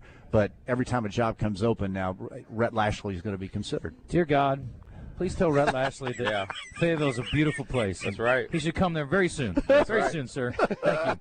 That's all. I don't have much, God. Yeah, that's it. That's all. I'm happy for him, though. He is a good guy. We've gotten to know him over the years from his time in Arkansas. And he's a good dude. He came in as a Broyles Award finalist over the years. I mean, he's a great guy. So I wish the best for him regardless of what he decides to do. Yeah, this guy, again, you got to find a coach that can do it overnight. Don't worry about 5 and 6, 7, 8 year contracts. It's like it's going to happen overnight because each year, roughly half your locker room changes. Yeah. So you've got all these stars. Kirby Smart, he's 1-7 against Alabama. Is he a bad coach? I don't think so. No. Mm-hmm. Mike Norvell goes from 13-0 to 3-10. Now he's coming back. Well, he didn't all of a sudden remember how to coach. So you can have star players, but you can have just a dud of a team. Mm-hmm. And there's no guarantee. Chemistry is hard to find. And once you do it, you got it. Do you keep up with the Patriots? I do. Okay. Fun this weekend, but in general, it's been a little bit of a rough run here. Yeah, I was over there this summer. And I think Mike Vrabel, he's got that it factor for today's player. Yeah. Mike's a player. And he's out there and he's practicing with them. You know, he'll headbutt you, right? And so, seeing them walk out on the practice field, knowing that Mike's expectations, you can't bullcorn him. Yeah. You can't blow wind up his dress. He's gonna know you're either giving effort or you're not giving effort, and that's what they need. You got to have players. Yeah. And I think going out and getting the tackle and the quarterback they've got. I think they've got some pieces there. Yeah. But you know what? The Cowboys showed us last night against a far more superior team in my mind, the Green Bay Packers, that if you play with heart and soul in mind, you got a chance to play. Yeah. You got to play hard. Are you suggesting they did not play hard against the Bears? I think they may have been a little off on that one. I think they certainly were. Did you ever want to go into coaching? I did. So when I retired from the Patriots in '89, I could have stayed and coached there. But at that time, remember, salaries weren't even close to what they are now. And I had 4 young kids. And so my wife and I, we talked about it. And we said, you know what, we're going to get fired every 2 or 3 or 4 years. Yeah. We're going to move all the time. And that's really not worth it. And I wanted to get back. I was already into real estate. In today's world, I'd like to coach. And I think what I would bring, and I'm not auditioning for a job. Let's hear it. Yeah. No. We get Craig James. No, here's what I experienced in my 2 years ago, staying around all the players there, is the experience God's put me through and my walk in life. I've seen the beach. I've got footprints on the beach. The sand is full of marks and scars and this and that. And so I can look at someone, whether it's a coach or a player, and say, it really doesn't matter in the end of schemes, but it does matter what you do with what you got today and where you're put today. And I went up to a big offensive lineman a year ago on the sidelines, and I'd just been told that he was going to have to, it's going to take about $325,000 to keep him. And I'm thinking to myself, hey, man, I don't see that. I don't get that. And I went up to him in a game, and they were getting beat at the time. I said, hey, so-and-so's, there's an eye in the sky that's watching you right now trying to figure out what you're worth. And he looked at me like, well, what do you mean? I said, hey, what are you going to go? Are you going to go out there and do it? Go show somebody that you're worth $325,000. Man, this guy, he left. Oh, man. So much for my encouragement. He's showing somebody else that he's worth $325,000 now, so that's good. Well, cool. We'll let you go. Appreciate you coming by, and congrats on all your successes. Yeah. Thank you, guys. Yeah, it's cool to meet you. Yeah. My pleasure. Yeah, give Rhett our love, and tell him we'll see him soon. Yeah, I'm sure he's heard a lot of Arkansas love. I guarantee you he has. I'm sure if he checks his social media, there's all kinds of goodness on there. So, all right, thank you, Craig. Appreciate it. All right, Craig James, the legend on here with us today. We're going to take a break a little bit early, 11:23, and when we come back, there you go. Yep. When we come back, we're going to I didn't think he got stiff. We're going to visit with our friends from Arkansas Spine and Pain. We are going to join this press conference or media conference, I like to call it,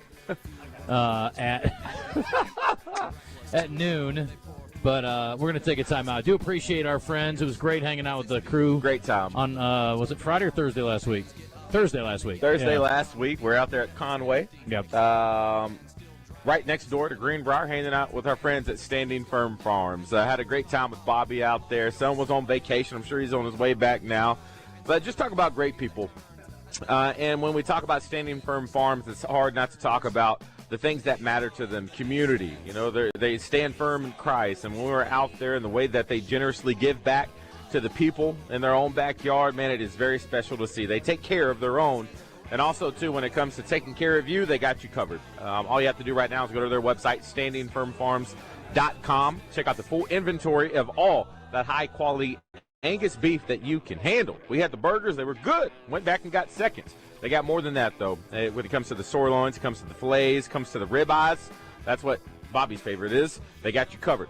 Once again, you can put in your order, anything over $400 in that order. The delivery is free up to 90 miles. Anything under, just $20 right to your doorstep. And they also serve in bulk. You can get a whole side of beef, a quarter, a half, doesn't matter. They got you covered. Just visit them at standingfirmfarms.com. Riding on his horse, the sun has gone down and the moon has come up. And long ago somebody left with the cup, but he's striving and driving. Car wreck? Call Rainwater Holt in Sexton. 888-8888. 8 for a fast response. 8 for results. 8 for Arkansas. Anywhere in the state, dial 8. 888-8888. Responsible attorneys Michael Rainwater and Bob Sexton.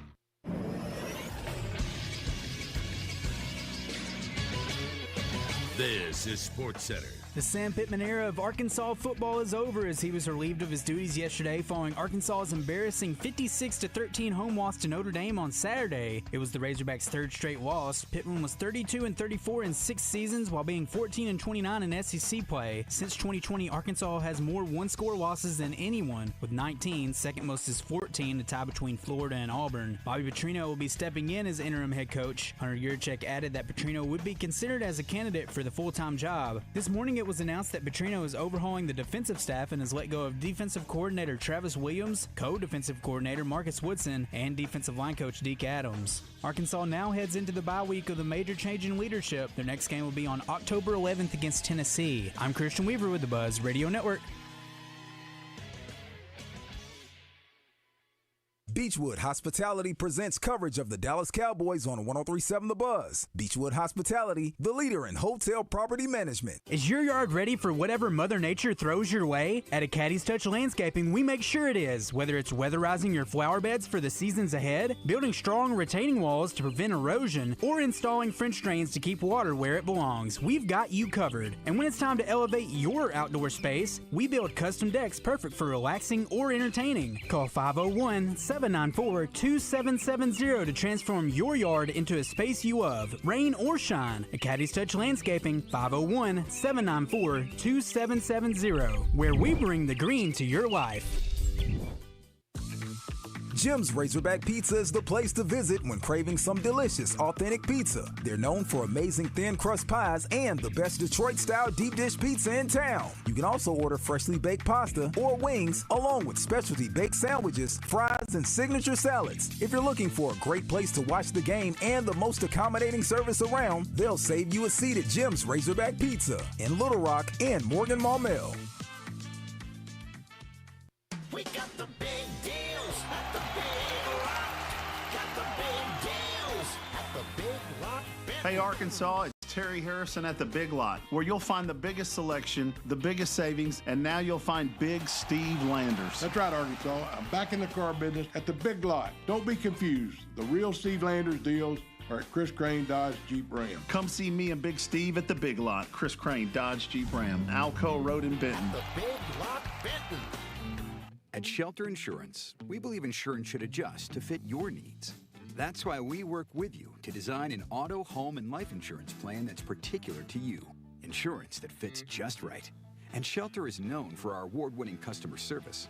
satisfied customers, and a plan for you. Ready to check us out? Shelter Insurance. We're your shield. We're your shelter. See shelter agents Dan Cook, Monica Reiners, or Brian Kress in North Little Rock today. Hey, this is Mike Golick Jr. from Westwood One. My dad and I are here every week to get you ready for Monday Night Football. We'll have exclusive game previews and interviews, plus updates on the big news from the weekend. Then, it's the exclusive play-by-play action with Kevin Harlan, Hall of Famer Kurt Warner, and the entire Westwood One team. Join us every week for Monday Night Football. Right here on 103.7 The Buzz. All right, gentlemen, this is Emmett Smith on behalf of Depend, and I've got the perfect play. Run straight to your doctor's office for a life-changing catch. Because when prostate cancer is caught early, it's up to 99% treatable, and one blood test might be all it takes. And now through November, Depend is donating to the Prostate Cancer Foundation for select purchases. Talk about a great play. From September 1st to November 30th, Depend is donating 25 cents to the Prostate Cancer Foundation for Depend Shields Guards Real Fit products purchased in the U.S. up to a maximum of $300,000 or in Mississippi.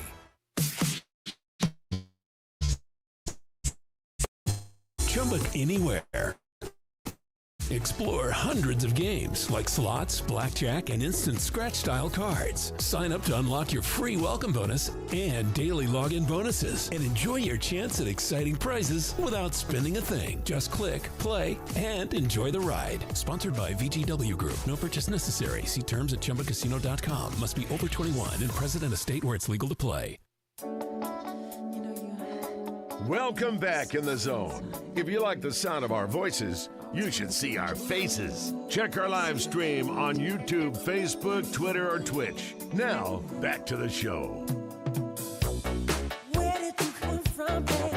Welcome on back. Before we get cranked up, to tell you about my friends over there at LeVar Law. Alan LeVar, great guy.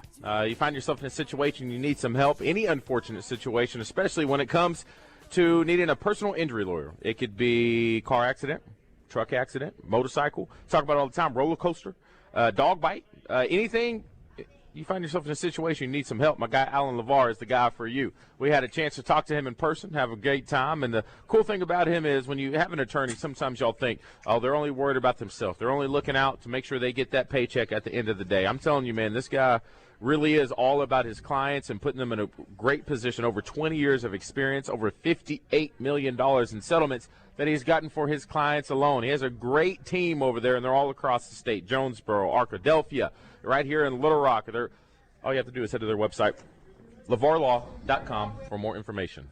Roger Scott is like syphilis. Whoa. It's very infectious. I mean, how do you not love that guy? I mean, what a good dude. What do those koalas have again? Syphilis. Okay. Yep. Really? Yep, I sure is do. It chlamydia? Is it the same thing? Chlamydia. No, I think it was chlamydia. It's chlamydia. Okay. Yeah. Okay. But we're getting them treated, man. We get them all worked out. Dr. Koreshi's with us, and Scott Davis. Yep. From Arkansas Spine and Pain. Gentlemen, good to see you both. Hello. Thank you. Thank you. I was telling Scott that his team is responsible for getting Sam Pittman fired. And he said he should have fumbled the ball back-to-back weeks. Also, we haven't talked about this, but, boy, Brown, leg, rough. Saw that happen. Prayers up, golly. I was like, man, that looked weird. Went back and watched the replay. Looked weird. Yeah, Chris Kane's like, they're not going to replay it. And I was like, okay. So we slowed it down. He's like, look. I was like, oh, man. That's just what's shocking is how often that could happen almost every play. Yeah. Just a weird spot. Listen. Hit it the right. I mean. When Ware's leg snapped in Louisville when he was just taking a jump shot, I'm like, you know what? Oh. I am constantly, like, on edge with dudes. I'm like, oh, God, please nobody's leg break. Malik Neighbors had a little bad situation. He's done for the season, right? And a normal just stop up and jump. Just how often are they non-contact? All the time, right? It's pretty crazy. Be careful when I walk out of here today. Yeah, there's some guys that are in pain, so I don't know what you can do for them, but goodness, that's rough. Yeah, a lot. Yeah, just like talking to Craig James. Yeah. You know, football players. Yeah. A lot of injuries. Well, that's it. I mean, his career was cut short, let's be honest. Yeah. You don't have to be a football player, though, to have pain, and that's what we did. Well, take care of for football guys, I mean, we could, there's a new stuff called PRPs out there now. Mm-hmm. We can do them all day long to heal your injury. Yeah. You get a tendon injury, you come to, that's what we do. How long is that process if you're dinged up and you want to get that? It's pretty fast, but the thing is, with these PRPs, especially plasma-rich platelet therapy, it does take some time for tendons to heal because you got like platelets, growth factors coming in that's going to do their thing, and regenerate the tendon injury, right? Yeah. So it brings all these growth factors. So that's kind of a natural healing, but on a steroid, right? Well, that's why it's called platelet-rich therapy, PRP. And otherwise, obviously, we can control the pain. Meanwhile, we do that, right? Yep. So suppose you're still gonna have pain. You can block. You could do other stuff, and inject the blood back into your body. So how it's happened? You take out the blood, you spin it, you take the plasma-rich platelet, and you inject it right where the injury is. Now, there are other ways, I guess, if you want to get back in action quicker, that's where you go and do some blocks, you burn some nerves while you do the PRP.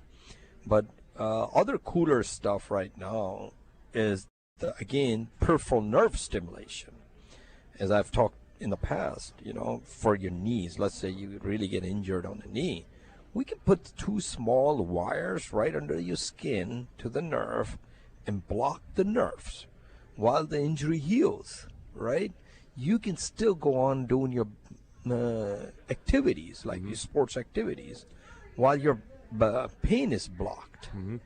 For older folks, you can have that permanent done for your knee arthritis type stuff. Wow. Right? Now, you can also do that for, a lot of people have this misnomer about back pain. Oh, it's always a disc. Sometimes it is not a disc problem. It is something called SI joint problem, sacroiliac joint. It's the tailbone where the hip bone and tailbone meets in the back. You got a problem there. You could have actually a pain there. That's called sacroiliac joint. So we actually inject it to make sure that's where the pain is coming from if you come to me. And we can actually do a small something called, you could put a little implant and fuse that joint, and that'd be it. So you don't have to go through this big fancy back surgeries. Or actually what you could do is now put small wires on those nerves called cluneal nerve. All right? Again, a lot of people miss this. People don't know about cluneal nerve. And now we can put a small wire with a small implant, and you don't even know. This is all done under skin, so no big cuts, nothing. Very minimally invasive. Yeah. Would you say sometimes it's case-by-case basis? Because would you say sometimes, I think about the knee thing of trying to work through something and it just hurts, and are you able, because isn't sometimes pain an indicator that something is wrong? And so if you block it, will y'all make sure you put it in a situation where you're not going to further hurt yourself? It's just kind of getting over the... So you actually, before you do any type of block, you have to check it out, what's going on. You got to do your scans, imaging, x-rays, MRIs, make sure nothing like broken is there, like a cartilage broken, right? Then we would have to get orthopod, say, okay, fix this problem. This is not, we're not going to just overcome the pain. We can overcome the pain, but the physical problem is still there. Internally mechanical problem is still there. So we always look for things that are, and this is for more chronic pain. Or let's say in acute pain, yes, you could do a temporary one while it's healing. Or while, let's say, orthopod can't get to you for another month and a half or 2 months. Okay, you block it. You give the guy healing, some time. So wow, that is crazy. Yeah, that is wild. Well, and the other thing we do treat a lot of times people have the big surgeries. They have knee replacements, hip replacements, back surgeries, and they still have pain after those procedures. And we treat a lot of what's called post-laminectomy syndrome, PLS. And those are patients that have had those procedures but still experience pain. So we treat a lot of that. We treat, post implant pain as well. So, a lot of guys are getting that. I'm supposed to have a total knee replacement at the end of the year, and when I do, hopefully no pain, it'll all be gone. But if not, I know the guy to go see. Yeah, awesome. That's what happens. Like total knees, a lot of them still hurt. That's when we put them, fail back. A lot of people have these huge back surgeries with all these rods and screws in the back. We put these wires in your back, or on the side. Now there's a cool new technique. I was just in Tucson last week, learning this new trick that these guys are doing with these small implants. And we'll be the first one doing that. Did they talk about how their football team got pounded at Ames this weekend? They did. I love how you brought that in there. Yeah, I heard Tucson. My ears perked right up. Yeah, there you go. We're going to have to hit a break here in just a second. Tell people how to get a hold of you folks when they need any kind of issue or have any kind of issue with injuries and pain. So, again, it's called Arkansas Spine and Pain. Again, I have to emphasize on this, Arkansas Spine and Pain. As there's a lot of Arkansas pain. We are spine and pain, right? And 501-227-0184. Again, 501-227-0184. That's our phone number. ArkansasSpineandPain.com is our website. And Dr. Qureshi and my whole team, we have a bunch of doctors, bunch of good providers that will take care of you. Thank you. I appreciate Thanks, you guys. guys. Appreciate it. Thank y'all. Game balls and jock straps coming up. I got to tell you a story before you guys leave, or you can just leave. Did you see what happened over in Dublin this weekend? Steelers game? Yep. Before the game, their backup quarterback, Skylar Thompson, was out and about, and he got jumped at 3 o'clock in the morning. 3 a.m.? I try to tell y'all. What are we doing? Watch out for these young hooligans in Dublin, bro. They're wild.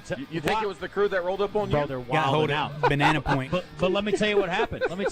Christian. The difference between me and him is when the kid stepped to me, I told him, I will beat you, and I will beat your friends. And I guarantee you, Skylar's like, whoa, I don't want any trouble, guys. He let his guard down. Yeah, because he's an NFL quarterback, and I'm just a schmuck. And I'm like, I will beat all 5 of you guys within an inch of your life right here in public. Those overseas games will get you. Listen, here's another idea. You're a professional athlete. Maybe don't be out at 3 a.m. in a foreign country, dum-dum. I agree. Yeah. Get your butt home, stupid.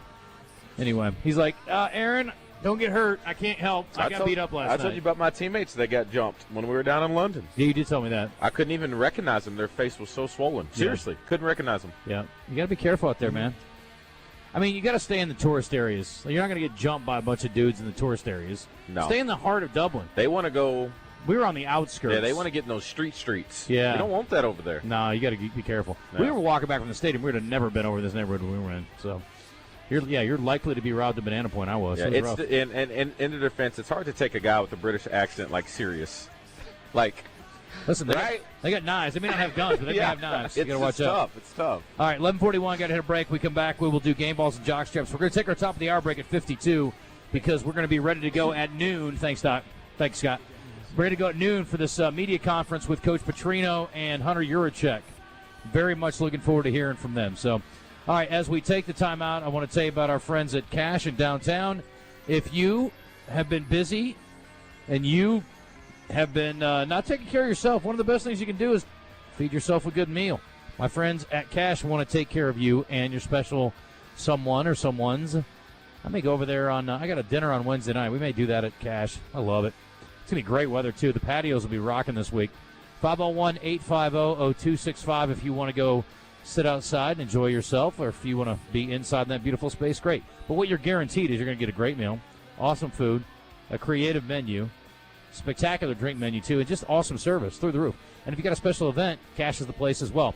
Get on the calendar now for the holiday season, folks. November, December are going to be here before you know it. New Year's, if you want to do something at Cash or you need a space for a party, you need to get on the calendar ASAP. So call 501-850-0265 and get on with Cash soon so you don't miss out and you get the date that you want. We're back in a second at the Little Rock Touchdown Club after this.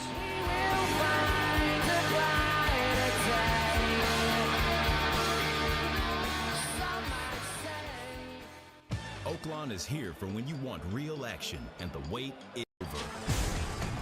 Live racing Racing is back. Every weekend brings big moments, big crowds, and your chance to feel the thrill of a big win. The holiday racing season begins Friday, December 12th, and runs through January 4th. Then the excitement returns with the classic racing season, January 30th through May 2nd. It's racing, it's winning, it's everything you've been waiting for. Oaklawn Hot Springs. Join the fun. Gambling problem? Call 1-800-GAMBLER. The Genesises from Genesis of Conway have become so popular that now Genesis of Conway has a tremendous selection of pre-owned trade-ins. Highline vehicles, low mileage, great prices at a dealership that is unlike any you've ever seen. Spoiler alert, when you visit Genesis of Conway, you will get spoiled. It's unlike any dealership you've ever seen, even when you go pre-owned. Go see them, and it will hit you like it has so many.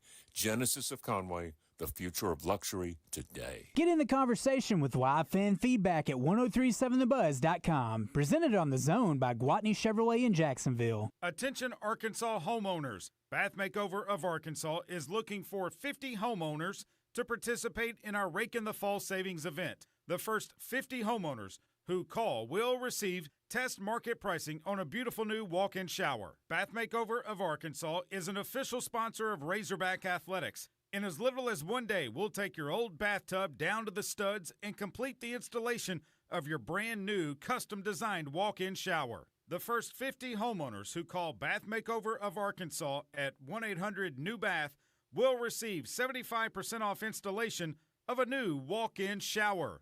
Ask about 18 months, no interest, no payments, senior and military discounts. You'll receive a $200 Amazon gift card with purchase, and call 1-800-NEW-BATH now to receive a $25 Restaurant.com gift card with your free in-home estimate.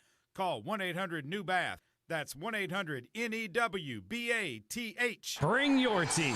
Now open at the Crystal Bridges Museum of American Art in Bentonville, Arkansas. Get in the game. Sports, art, culture. From iconic athletes to all too human stories.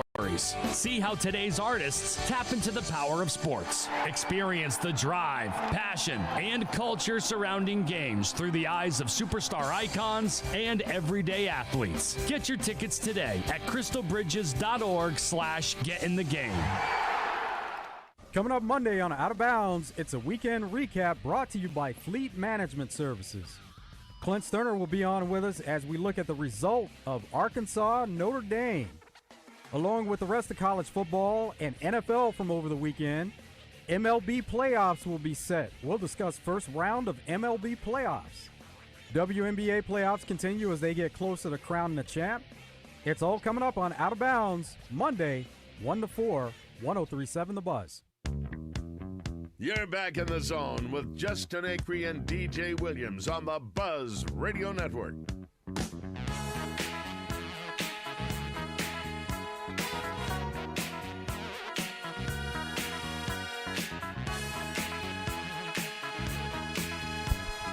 Yo, it's 11:46. We're back.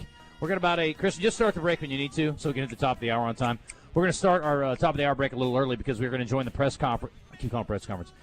Media conference. The media conference for... Feels like a press conference. Well, press conference is, I always think of that in reference to, like, newspaper. It's a media conference. It's multimedia. There's newspaper there. There's TV. There's radio. It's a little... Isn't that all press?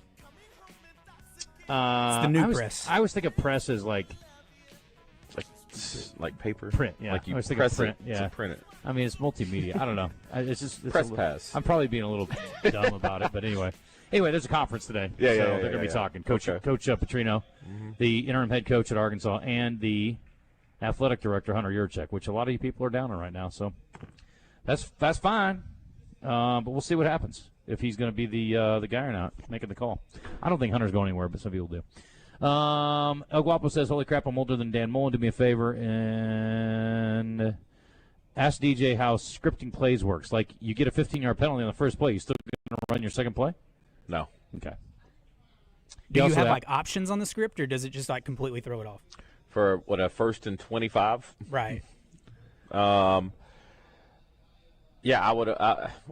It depends. You need something to try to maybe get, 10 yards, but not all of it at one time.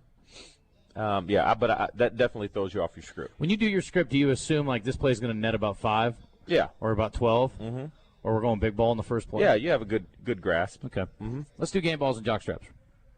Game balls and jock straps are brought to you by A Caddy's Touch Landscape. Josh Dickinson is a former PGA caddy, so he knows what good grass looks like. If you'd like to take your yard to the next level, then hit up Josh and his crew at A Caddy's Touch Landscape. 501-794-2770. Call today. Christian, if you could have those audio clips from the weekend up, that would be cool, too.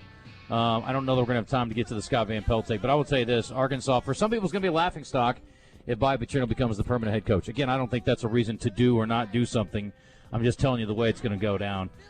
Game ball to the Ole Miss Rebels, who knocked off LSU. They bring in this kid who played in Division II last year, and he has been a baller. I don't think I need to tell Razorback fans about that. Here's Lane Kiffin after LSU got the win, Ole Miss got the win, and they've now moved up into the top 5. Well here tonight. Trinidad made up for running out of bounds. So, we believe in our players. We go for it on fourth down a lot, and glad they made plays. I'm looking for Witt right now to see if he covered over. I love it. Coach. Witt is the linebacker for LSU that's dating his daughter. Gotta like Lane Kiffin. Game ball to Virginia. Big Friday night victory in front of a packed house in Charlottesville. Sounded like this. Here comes the blitz. Castellanos in trouble. Heaves one towards the end zone.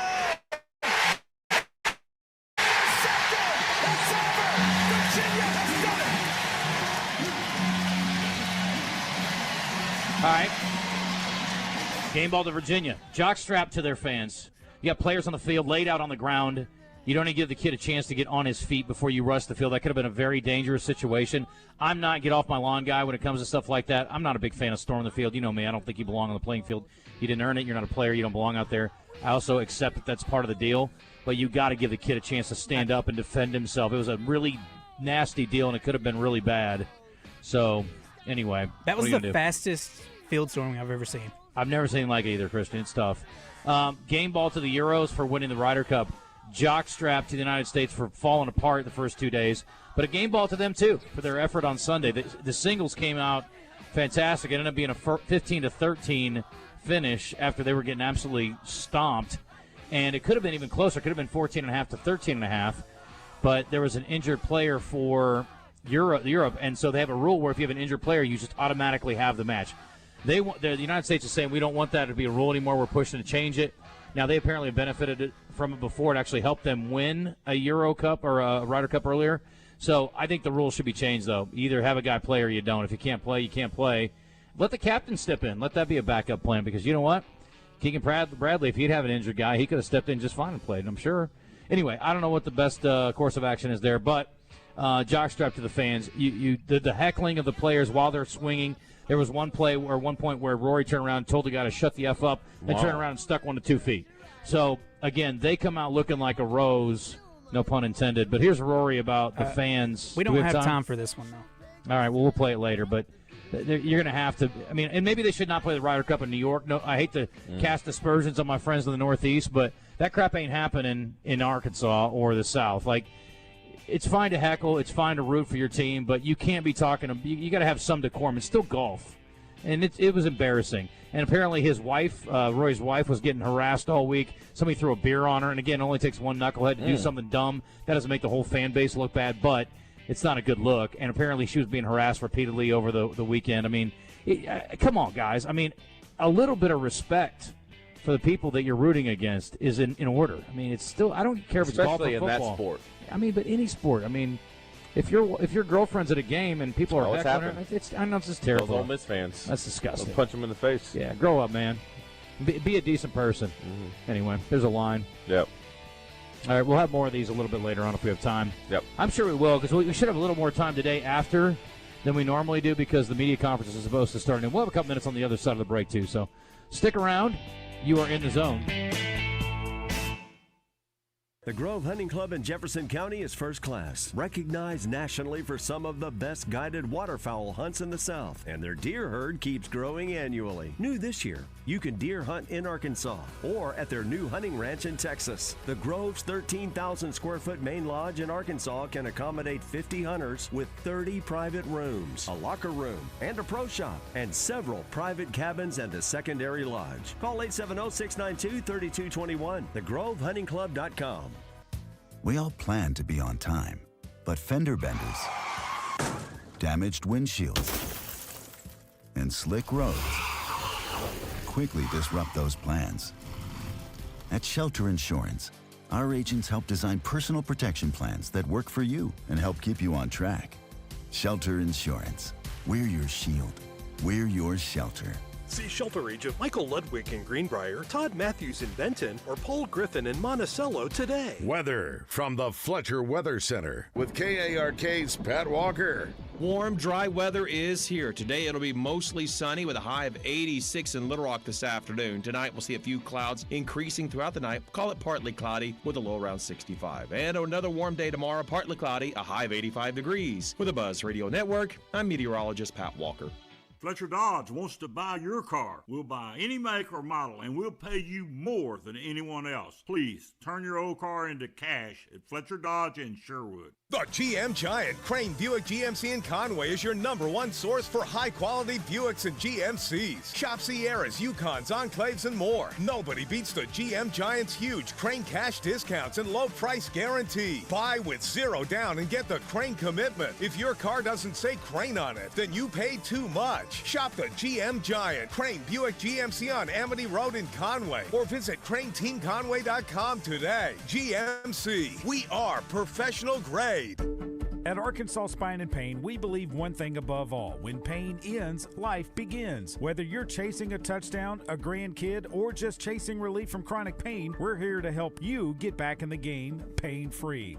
Proud sponsors of the Little Rock Touchdown Club and proud to serve Arkansans who refuse to let pain win. Call Arkansas Spine and Pain today, 501-227-0184, because when pain ends, life begins. Arkansas Spine and Pain, ASAP.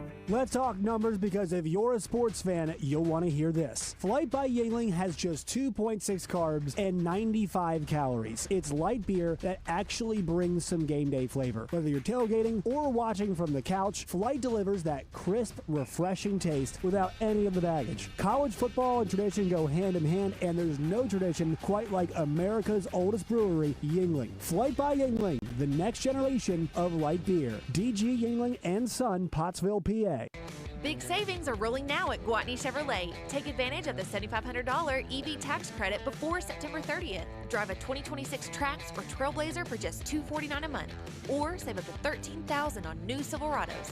Plus, we're paying up to 20% over Kelley Blue Book for your trade, even if you don't buy from us. And right now, you can get it all with no payments until 2026. Stop by Gwatney Chevrolet in Jacksonville today. Chevrolet, together, let's drive. With approved credit restrictions apply. See dealer for details. Welcome to Moe's. Everyone knows that coming into Moe's for our Mo Monday special is the best deal in burritos. But what about those other 6 days? Well, let me introduce the new Mo Value Meal. Junior burrito, side of queso, chips, salsa, and a fountain drink for only $9.99. And the best part? It's available all day, every day at Moe's Southwest Grill. Now here's my daughter Andy Kate with a special reminder. Remember, kids eat free on Sundays. Welcome to Moe's. Football is underway, and it's the perfect time to get your home's exterior looking fresh before the holidays. When I hire CertaPro painters, one of the things that impresses me the most is their cleanliness. Every day they leave your home and yard spotless. No stray brushes, no paint splatters, nothing for the kids or pets to trip over. That attention and care really sets them apart. That's why I've used them again and again. Each CertaPro painter's business is independently owned and operated. For your home, for your business, CertaPro is the answer to all your painting needs. Schedule your free estimate at CertaPro soon. It's CertaPro.com. That's Certa with a C. David Basil for Luxury Pool and Spa. It's hot tub season, and Luxury Pool and Spa has Fantasy, Hot Spring, and Caldera hot tubs in stock on the showroom floor and ready for delivery. Luxury Pool and Spa in Conway and Russellville also carry Sorona Spa chemicals and frog systems, the same that I use in my hot tub. It's also that time of year for tailgating and watching the hogs outdoors. Luxury Pool and Spa carries Polywood Adirondack outdoor furniture for sitting around fire pits on those cool nights watching your favorite game. Check them out online, luxurypoolarkansas.com. Hi, folks. It's Chris Zender here at Frank Fletcher Dodge Chrysler Jeep in Sherwood. It's the end of the month, and we need to sell 17 new vehicles before Tuesday night. So Frank has told me to do whatever it takes. Just announced 0% financing for 72 months on the all-new 2025 1500 Rams. You can buy a new Ram today with no money down, 0% interest for 72 months and available sales tax paid. Now is the time to buy. Get 0% interest for 60 months on all new Grand Cherokees and no payments for 90 days on all the certified pre-owned vehicles. We're making unbelievable deals now till Tuesday. We make it easy to buy. Come in and tell us what you're looking for and how much you want to pay. And we'll also pay your trade-off no matter what you owe. And also, don't worry about your credit. Go to FletcherCredit.com and get pre-approved in minutes. At Fletcher Dodge, you'll always get the best price, the lowest finance rate, and more for your trade. Come see us in person at Fletcher Dodge on Warden Road in Sherwood or shop online at FletcherDeals.com.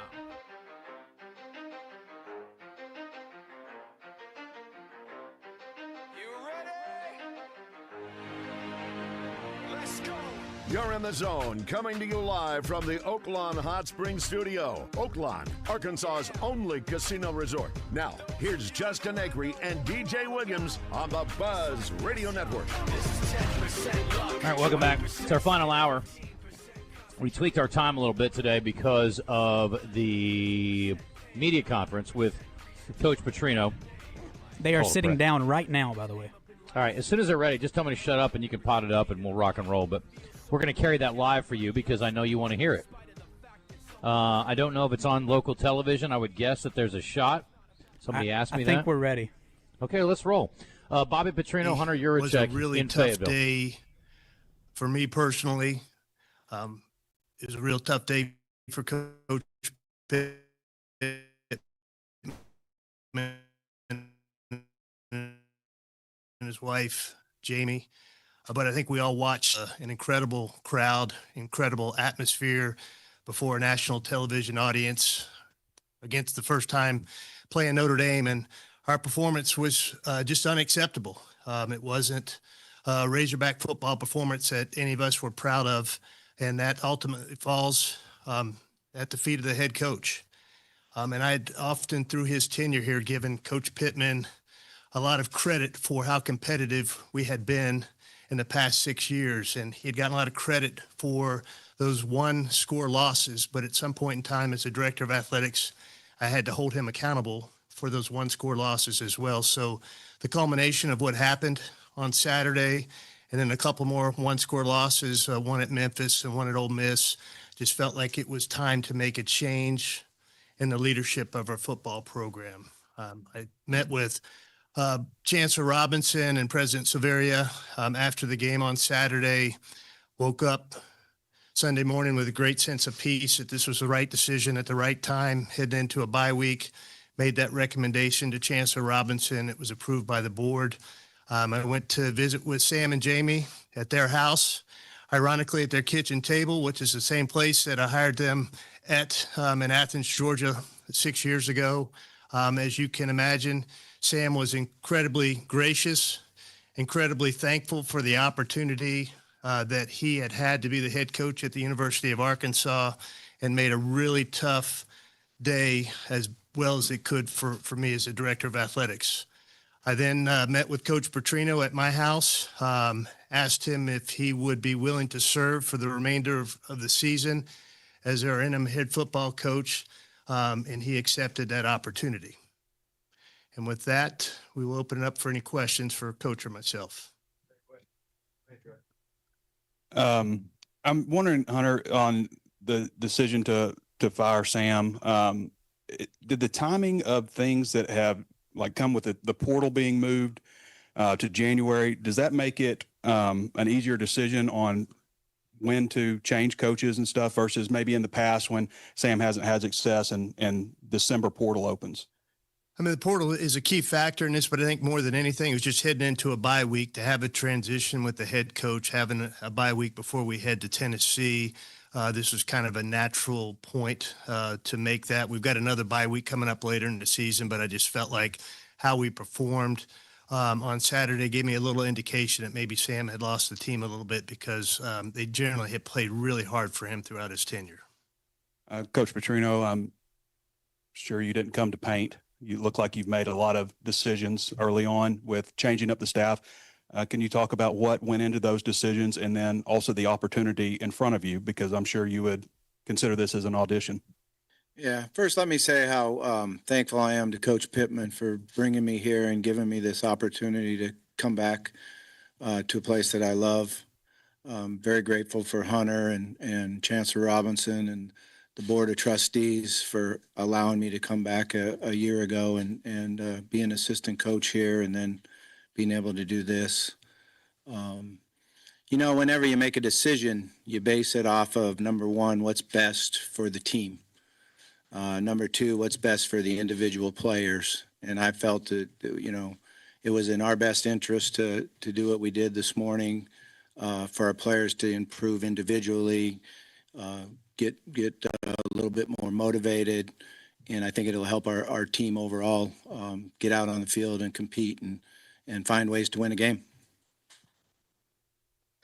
Hunter, I'm curious, is Sam's buyout is it exactly how it's laid out in his contract, or did y'all negotiate that at all? Yeah, we negotiated in the middle of, right now he's at 75%. If we'd waited till October and if the season continued the direction it was, he would have fallen below 500. So part of our meeting was getting his representatives on the phone, and we landed at a sweet spot for both of us. I thought it was 62.5%. It saved the university about $1.5 million and kind of fell between that 50 and 70% mark, 75% mark. And then moving forward, when you're looking for the next head coach, are you confident that, there are resources in place, you're going to be able to attract, quality candidates, especially given your recent comments? Yeah, I mean, coming out of our board meeting last Friday, I received kind of a charge from our board to come back to Chancellor Robinson and then with a plan of how we can increase the head coaches pool, the assistant coaches pool, the support staff pool, the operational pool moving forward, and how we would support the increases in that. And I'll have an opportunity to do that in the next couple of weeks. And I truly believe that we will have everything that we need in place to attract the best head coach for our program and give that head coach the resources they need to be competitive in the SEC. Coach, what might you be able to do to help improve defensive play moving forward? And are there any other changes imminent to, fill the spots that are lost? Yeah, I mean, the first thing we have to do is get back to the principles of good defense, which is get into a great stance, get into a great alignment, run full speed to the football, shed blocks, and tackle well. To stop people on offense, you have to stop the run first, and we haven't been able to stop the run first. Some of it's been our fits by our linebackers. Some of it's been errors. So we're looking right now at really finding out what our base defense is going to be from here on, and then build the package out of that and simplify a little bit. If we simplify and play faster and full speed, then we'll have a better opportunity to stop people. It's been a whirlwind the last couple of days, but I wonder if you've met with the team, and if you haven't, like what your message might be. And then, Hunter, will you meet with the team as well? Yeah, the plan was to meet with the team this afternoon at 2:30. I've seen a lot of the players individually around the complex this morning, but team meeting's at 2:30. What might be your message at that point? Well, we got a number of things to talk about, but number one thing is that you have to get used to change. Your whole life there's going to be change. So how we handle that, our attitude on how we handle that, our positiveness on how we handle that, will determine how quickly we improve. We're going to improve. That'll determine how quickly we improve. Hunter, will you have an address there too? And so many of the players on defense loved Travis Williams. Just maybe what your thoughts are there. Yeah, I will be a part of that meeting, kick off that meeting and talk about some of my reasons behind making that change. And like Coach, we still have 7 games left in this season. I think we still have a really good football team in that locker room and have the opportunity to win moving forward. And there is going to be a change and a lot of change and adaptability by these guys. And I think that's why the bye week is really key for that. And that will be similar to what Coach is saying about change. Change is a part of life. And how you respond to change will really tell you a lot about your life moving forward. And so I think we've got some really good kids in that locker room that will respond well to this change. It's not going to be easy for them, but that will be my message to them. Hunter, obviously you were the one that hired Coach Pittman. I'm wondering, as you kind of enter a second coaching search, whether it be Coach Petrino or somebody else, what maybe did you learn from 6 years ago that you can take into this year? You learn something from every coaching search. They all take on a life of their own. We've got a little bit longer runway on this coaching search and have a chance to get out ahead of that a little bit. Coach Petrino, as we met yesterday, I mean, he accepted this opportunity with the understanding that he also wanted an opportunity to formally be a candidate for our head coaching position, and he will have that opportunity. But we'll also subsequently run a search for our next head coach at that same time. And I've got a little bit longer runway to do that and to do my due diligence and do some really good research. And we'll find a good candidate, whether that's Coach Petrino or someone else. And then Coach Petrino, obviously, Coach Smith will take the title of OC, even though you'll keep the duties. Just maybe, does his role maybe formally change at all, or what kind of do you see on that side of the ball and some of the changes there? Yeah, his role will change a little bit. You know, there won't be a time where I'll have to step out of the room more. I won't be in there at some parts of the game planning. Colby's a guy that played for me many moons ago and played professionally for the Chiefs, did an unbelievable job. He's been handling a lot of things anyway. Like when I decided to make the decision to go up in the box, and he's handling the pregame information with the players and some of the things at halftime after I have to leave. I think he'll do an excellent job. I'm still going to call the plays, and something I love to do. And I'll be in the meeting room as much as possible, certainly game planning and working on, third downs and situations. But I feel really comfortable when I step out of the room that they won't miss a beat. He'll just continue the meeting. That's one of the most important things, is when you're the head coach and you step out of the room, is that they don't just sit around and drink water, that you have a leader in there that'll take charge and continue as if you were still sitting in the room. $100 million in buyouts to be paid out. You've talked a lot about financial in this revenue share era. What is the financial plan moving forward? For the buyouts, we'll pay those out over the next 3 years, most likely from reserves in the Razorback Foundation, but we have the resources to pay those buyouts. We don't have any lump sum payments other than Coach Pittman's retention bonus. Everything else will be paid out over the next 3 years for him, and the assistant coaches all have roughly a year and a half, but the assistant coaches all have a duty to mitigate within their contracts as well that will help bring the value of the buyouts down. And Bobby, some defensive players took to social media with a thumbs down after this morning's dismissals. What's going to be your message to them? Yeah, I mean, pretty much what I said. We all got to learn that there's change and there's things that happened. I think in football, you have to always talk about courage and being courageous, and I think that's part of what we have to do now as a team, is understand that we all have to take the arrow in the forehead. We didn't win Saturday. We didn't perform like we needed to offensively. We didn't do it defensively. We didn't come up with any big plays on special teams. So it's all of us, and we just got to get together and become one. That's, I think, one of the issues we've had is the separation in offense and defense. We need to be able to come together as one unit. Hunter, how important is it to you and other decision makers, if at all, that a candidate has ties to either the program or the state? I think that's icing on the cake if you can make that happen. I don't think you can go in that with being one of your guiding principles in your search. I think that's something that if someone has ties to the state, that is awesome and a bonus, but I don't think you can go into the search with that being one of your guiding principles. And then, Bobby, are you considering any other staff moves, whether it be dismissals or just promotions internally?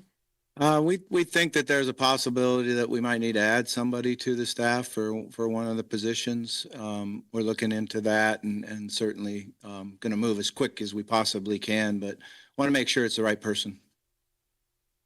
Bobby, for you nationally, this job may not be viewed as something that's premier, but you lived it at its highest level. How special is this place whenever it's right? It's a special place. I mean, that's why I'm so fortunate that I was able to come back here. And I think that we've got to get it back to that special place where everybody in the state is behind the Hogs and everybody is proud of the Hogs. And that's our job. We got to go out on the field and give the energy and the competitive spirit and show the heart that we have in playing the game of football so everybody can be proud of us. And that's what we've got to try to do here the next 9 weeks is make sure that we can unify the state. Hunter, is a bit of a follow-up to what Matt was asking there. This is naturally a very, very expensive process. As best as you can explain, will money in any way be a factor? Absolutely, money will be a factor at some point in time because there's limited resources. But I think we saw with the hiring of Coach Calipari and what we were able to do there with him and his staff and what that's meant to our basketball program. I think we can build a similar model within reason for a football program. I think there'll be people across this state that will step up for us. I think there's an opportunity for the university to potentially help us, and we're continuing to look at new ways to generate revenue within our athletic program. Our football program is far too important to the overall health of our athletic program for us to take it for granted. Hunter, last Friday at the Board of Trustees meeting, you tried to clarify what you had talked about at the Touchdown Club, but worry at all that the negative publicity that was generated by that might hurt you at all in your search? I think when we're able to put in front of prospective coaches what the financial package for our program will be moving forward, I think that will alleviate any of their concerns about that. And I mean, as you all know, AD jobs oftentimes are tied to the success of a football program. Do you think you're going to be able to lead this search? I have not received any other indication to the contrary. More for you. You've talked about finances and being able to compete at a championship level, like you said. Do you feel like Sam had the financial commitment to be able to win at the level you wanted him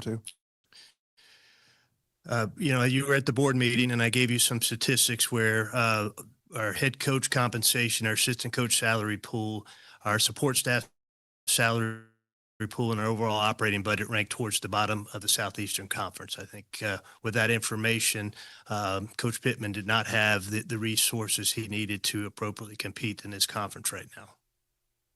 Hunter, I know there's been several jobs that have opened across the country. Several of them have started developing plans to kind of improve their financial situation. Virginia Tech is presenting here, I think, in a day to bring their budget up by an average of $50 million.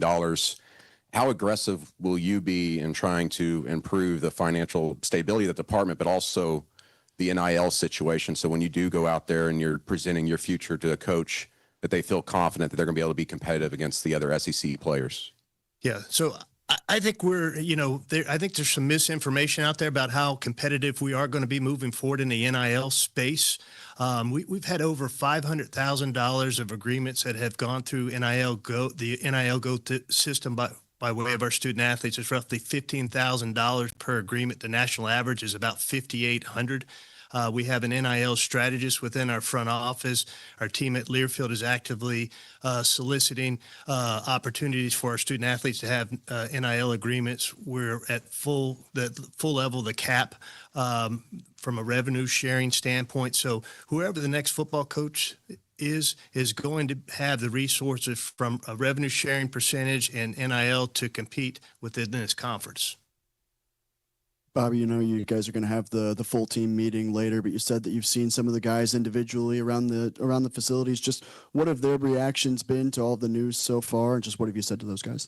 Yeah, I mean, it's obviously mixed reactions. We got some people that are excited and energized, and we've got some people that are hurt a little bit right now. Their feelings are down, and that's natural. That's how it goes. And I don't want to minimize their feelings and how they are, but at some point we've got to step together and move forward. And the quicker we do that, the better that we're going to be. And then Hunter, what are maybe some of the qualities you're looking for in the next head coach, be that Coach Petrino or an outside hire? Just what are, I guess, some of the characteristics you're looking for in the next coach? I think you have to have someone first and foremost that's a proven winner and proven that they can build a program. Someone that can come in and establish what your culture is going to be as a football program on both sides of the ball, in special teams. You want somebody that can that has some energy and can re-energize his program and re-energize our fan base, ties to what it means to compete within the Southeastern Conference, I think is really key. But I think, probably the keyest thing is they've got to be able to embrace and adapt to what is a changing environment in college athletics, and to be able to have some advanced scouting that's really in depth, and you can go head first into the transfer portal. And that's the way you're going to build a program quickly. And the days of bringing in 25 or 30 freshmen and thinking that you can turn a program with freshmen, they're going to go by the wayside, especially in football. And you've got to be able to really use that transfer portal. And that takes some in-depth advanced scouting across Division II, FCS, G6, and even Power 4, so that when that transfer portal opens up, you're ready to hit the ground running. And we're going to provide that staff with the resources they need to do so. Coach Petrino, you spoke about change and talking with your players about change coming up this afternoon, and whether that is something they buy into or not is something that they have to decide.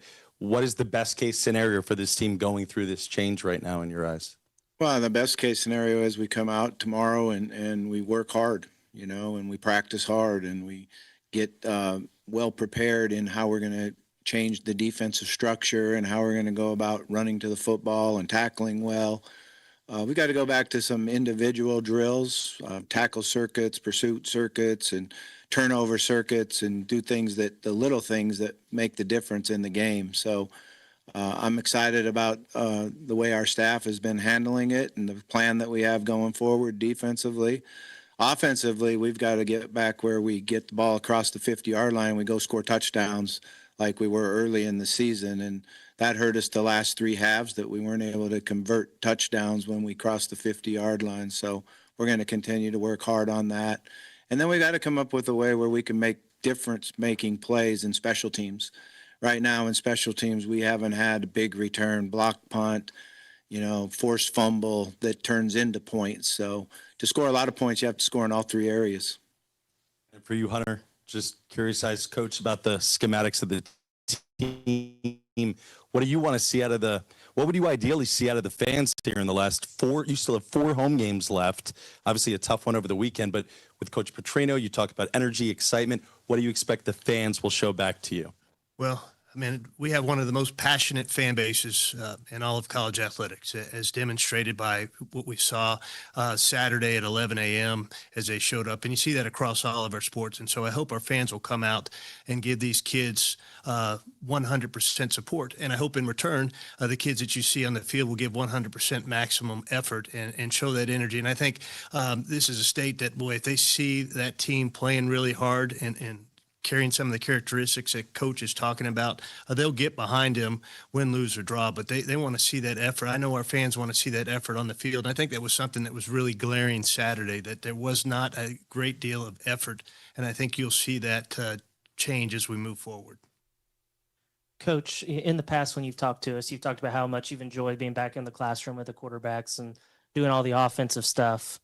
What makes you want to take on more than that now? What makes you interested in the head coaching job again? Well, I love the game of football, and I love the University of Arkansas and the Razorbacks and being back in the state. And I was asked if I would want to come back and serve as the interim head coach. And I felt, like it was my duty to do that. And I'm going to give everything I possibly can do.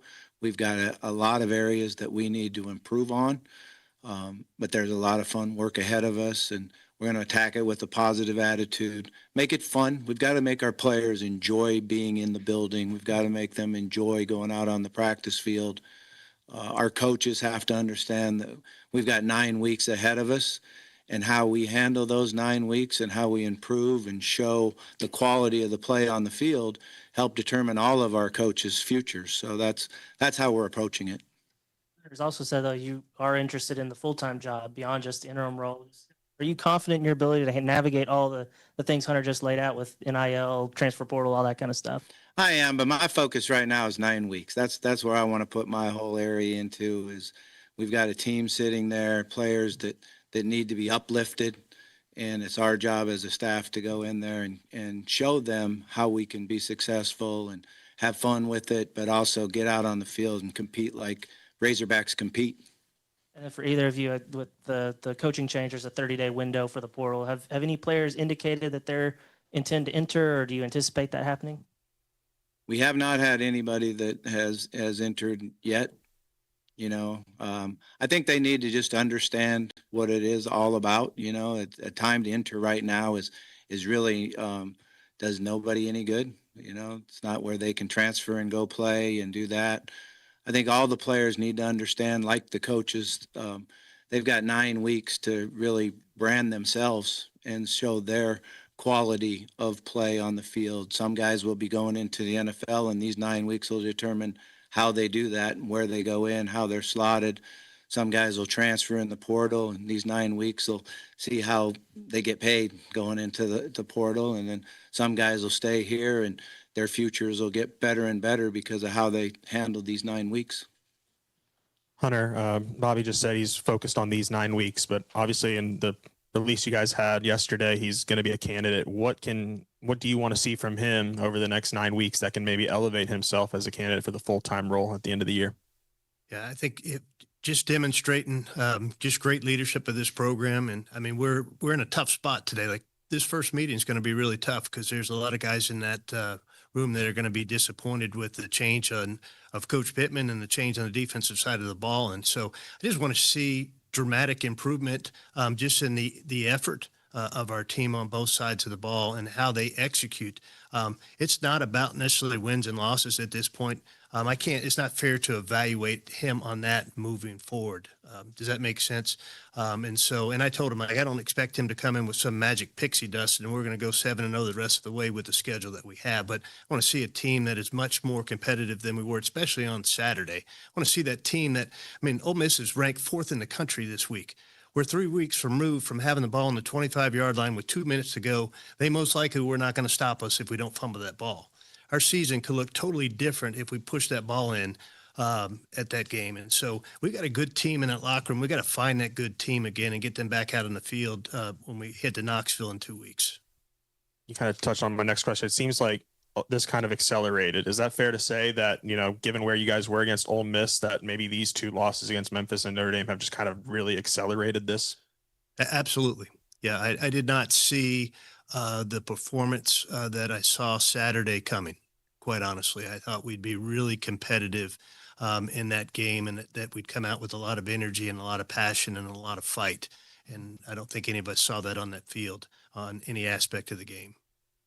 Hunter, is there any thought to making an in-season change that it gets you maybe ahead of the curve in terms of being able to talk to potential candidates? Sure. Yeah. I mean, you obviously get ahead of anybody that's going to make a change anytime later than you make a change. It's really sensitive because you're most likely going to be talking to coaches that have positions at other institutions, and some are going to want to talk to you or some are not going to want to talk to you during their season. And I have respect for both of that. And so you don't want to lose a candidate because they want to wait till the end of the season to have any dialogue, but you can definitely start vetting some people in advance of others. And Sam had a provision in his contract that said that he wouldn't have to mitigate after he turned 65 next year. Is that, as part of this restructure, does he have to go and try to find another job? He does not. As part of our settlement and him coming down to the 62.5%, we removed that duty to mitigate, so he does not have that clause in his contract any longer. Bobby, considering the fact that kids are going to be jumping in the portal or can jump in the portal, you've got coaches that are going to be looking for new jobs, or at least they're going to be putting out feelers. How hard will it be to get the staff and the players to just focus over these next few weeks and concentrate on games versus their future? Well, that's the challenge. And like I said, that's what, when I met with the coaches this morning, that's what I told them is how we handle the next 9 weeks is going to get you a job if you have to go find a job. And if you're sitting here and working hard on football and getting your players better and getting our schemes better, then your ability to get a job when this is over with, when the 9 weeks is over with, are greatly enhanced. If you're sitting here on your phone thinking about that job from 9 weeks from now, it totally hurts them. So I think we had a good discussion about it, and the feelings are good. But we got to go do it. We got to go focus and do it. And I like the leadership that we have on offense and defense and special teams. So I think we're all on the same page right now. And for either one of y'all, Hunter, when you were talking about the advanced scouting that's going on right now, will the next coach bring in his own advanced scouting team, or is this something that you and Remy are kind of working on now? And would they possibly have a say in who the next coach could be? I think it's really determined on the next coach, but I think it's really imperative moving forward that we have an advanced scouting department that's separate from your recruiting department, that's evaluating film across this country at all levels. And whether that falls within our front office or that falls within the football office, and there's some collaboration between the two, I think that is a must-have moving forward. And that's something that we will build into our financial model. Coach, last year you're on the sideline, up in the box to start the year. Now you're heading back down to the sideline. Is that going to give you any advantages offensively with changing things or just making it in general? How is that going to help you coach your offense? Well, I've called a lot of games from on the sideline, and I missed being down there a little bit. I didn't know if it was the right decision to go up or go down, but I felt like going up in the box, I'd be able to focus and concentrate more on ahead, the next series, and looking ahead to what the next calls are.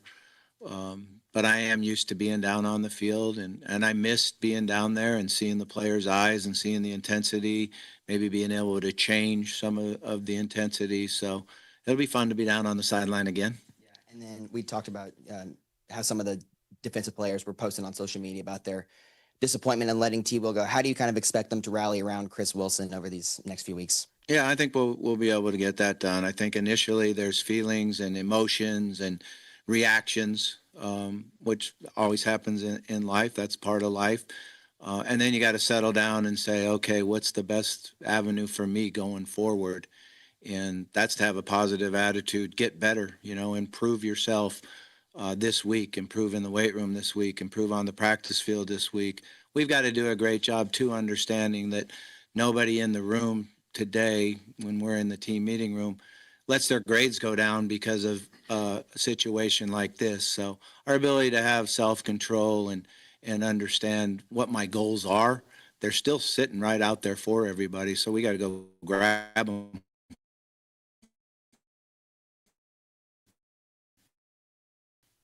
Or with anybody about that? What do you want to have somebody come in and help you guys out? I know you said you want the right person. Is there a timeline on that? Not necessarily a timeline. I think the thing is the fit, and what we're going to do position-wise, it'd either be somebody on the defensive line or linebacker spot that would be a great fit for us. And certainly I'll have a lot to do with that, but Chris will have something to do with it too. He needs to feel comfortable and have somebody that he feels will help him in the way he wants to coordinate it.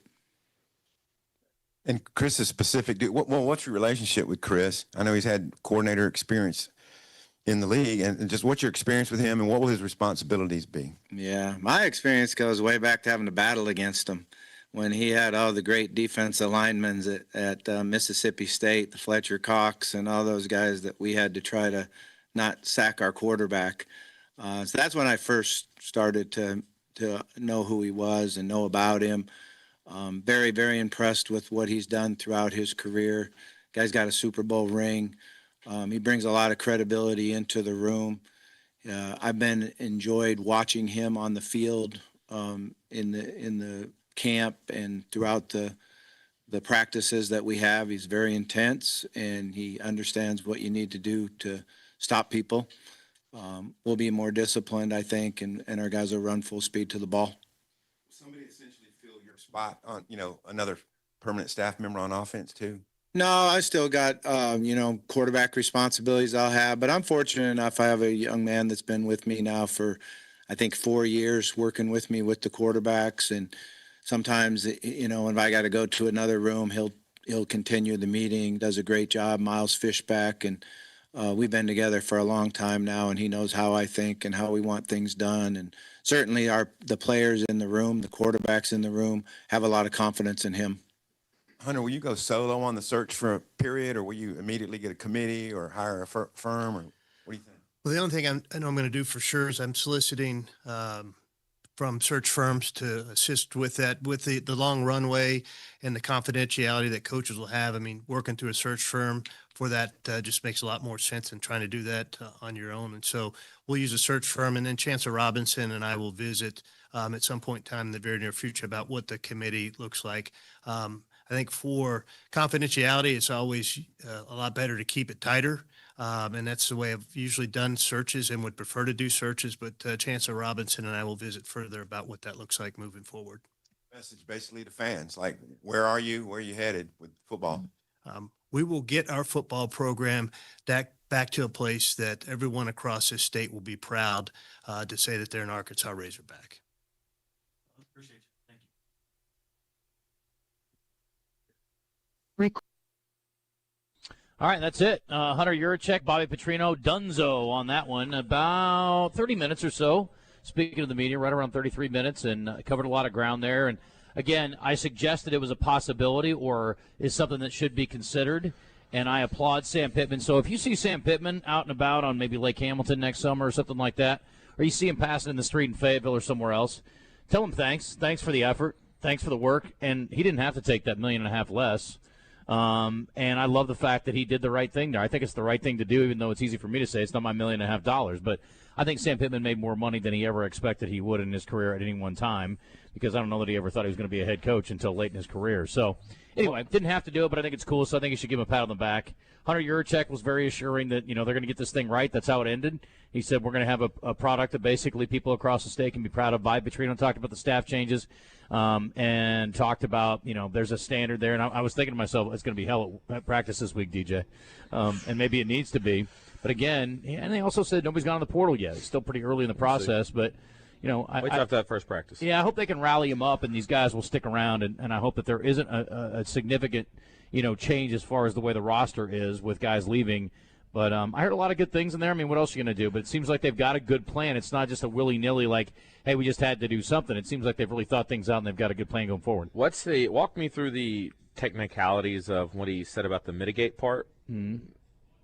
Because he said related to, he said that was a part of the discussion of him taking less, that 1.8. So when he turns 65, he doesn't have to worry about trying to look for another job so he can get the rest of his payout. Yeah, I mean, I think part of the contract initially was if you take the payout, you have to go look for another job. Mm-hmm. I know that was part of Bielema's contract, and I think that's pretty standard language. But now he doesn't? Yeah. Okay. Yeah. All right, so because it was it helped each other out, right? Sure. And like Hunter said, look, the trend we were on was he was going to end up with a losing record, and we were going to be able to give him the very bottom part of the contract, which was 5.9 versus whatever it was at the top 9.2 or whatever.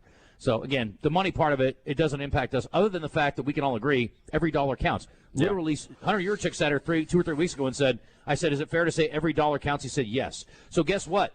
$2 million count. It's big. $2 million may not be a lot of money in the big scheme of things when you're talking about an athletic program, but it's a lot of damn money, okay? And it can go a lot of ways, and it can be helpful in a lot of ways to the program and to, again, getting future coaches and or players or whatever. So, I mean, that is a significant amount. He didn't have to do that. But, again, I think we're all like, hey, look, what's this going to look like the rest of the year? Is this team going to be competitive? Are they going to fight? Are they going to play hard? And I think, again, the accountability, I think it's safe to say, hadn't been there. Now, maybe they just don't have other guys sitting on the bench that can play if guys don't give great effort. But you got to do something right. Even if it's to your own detriment, at this point, people are going to be like, I don't care. I think if you ask a Razorback fan, do you want to win? Absolutely. But if you say, hey, do you want a guy who's going to bust his ass, who's going to play like his hair's on fire, and even if he doesn't get the job done, it's something you can be proud of? I think most people, that's a very important piece of the puzzle for them on the defensive side. Yep. Right?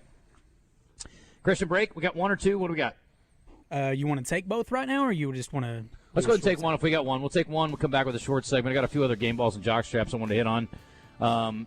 And then we can talk about this a little bit more. We even touched on the NFL, really.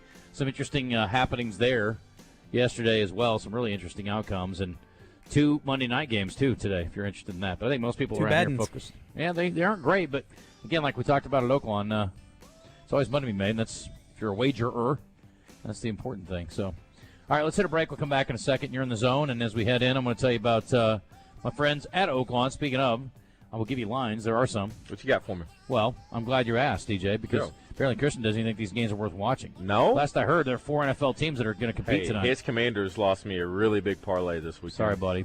Sorry, man. Jets, 2.5-point underdog on the road at Miami tonight. How about the Dolphins? I think I just indicated that. Bengals at Broncos. Bengals are a 7.5-point dog at Oaklawn. Already got some lines for next week. Oh, Cowboys, Jets. Cowboys are less than a field goal favorite in New York. Ugh. but I think the Cowboys will figure it out. That was a tough one to tie on last night, but maybe that could be the turning point for their season, a tie? Who knows? Anyway, college football games this weekend as well. Arkansas, not one of them, but, of course, there's always good games, always games of consequence. And if you are interested in some of those, we've got games starting again on Thursday with Sam Houston and New Mexico State. If you don't like the Monday night games, Christian, I'm sure you're not a big fan of that one. I did watch some of BYU and Colorado. Their defense is really good, but Colorado has some moments. That was a hell of a game, 24-21 the final. BYU able to get a road victory. Georgia's hosting Kentucky this week. Vanderbilt at Alabama. Oh, can the Commodores do it to the Big Red Machine again? By the way, game ball to Alabama, knocking off Georgia.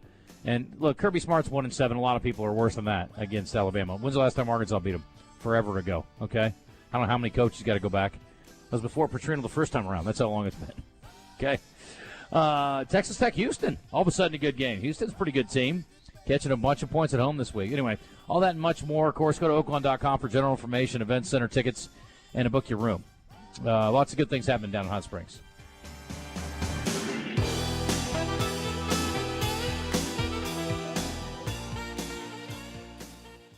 Hi, this is Joe Klein with Corky's Ribs and Barbecue. Whether you're dining in for daily specials like Cheese Dip Happy Hour, driving through for a barbecue bulk pickup order, or prefer our full-service catering, our professional staff at Corky's has you covered. Corky's in Little Rock and North Little Rock. We'll see you soon. And be sure to listen each week when I stop by 1037 The Buzz.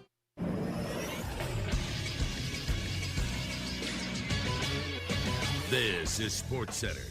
The Major League Baseball playoffs are set. In the National League, the Padres and Cubs will face off with the right to move on to face the Brewers, while in the other wildcard game, the Reds and the Dodgers will play for a chance at taking on the Phillies. In the American League, the AL East is heavily represented as the Blue Jays will await the winner of the Yankees and Red Sox series, while AL Central rivals Tigers and Guardians will play for a shot at the Mariners. The wildcard series all start tomorrow. Coverage will be on ESPN and ABC. And Monday Night Football will feature another doubleheader this week. First up, the Jets and the Dolphins will go at it at 6:15 on ESPN. Both teams are winless so far. Then in the second game, the Broncos will host the Bengals on ABC at 7:15. I'm Christian Weaver with the Buzz Radio Network.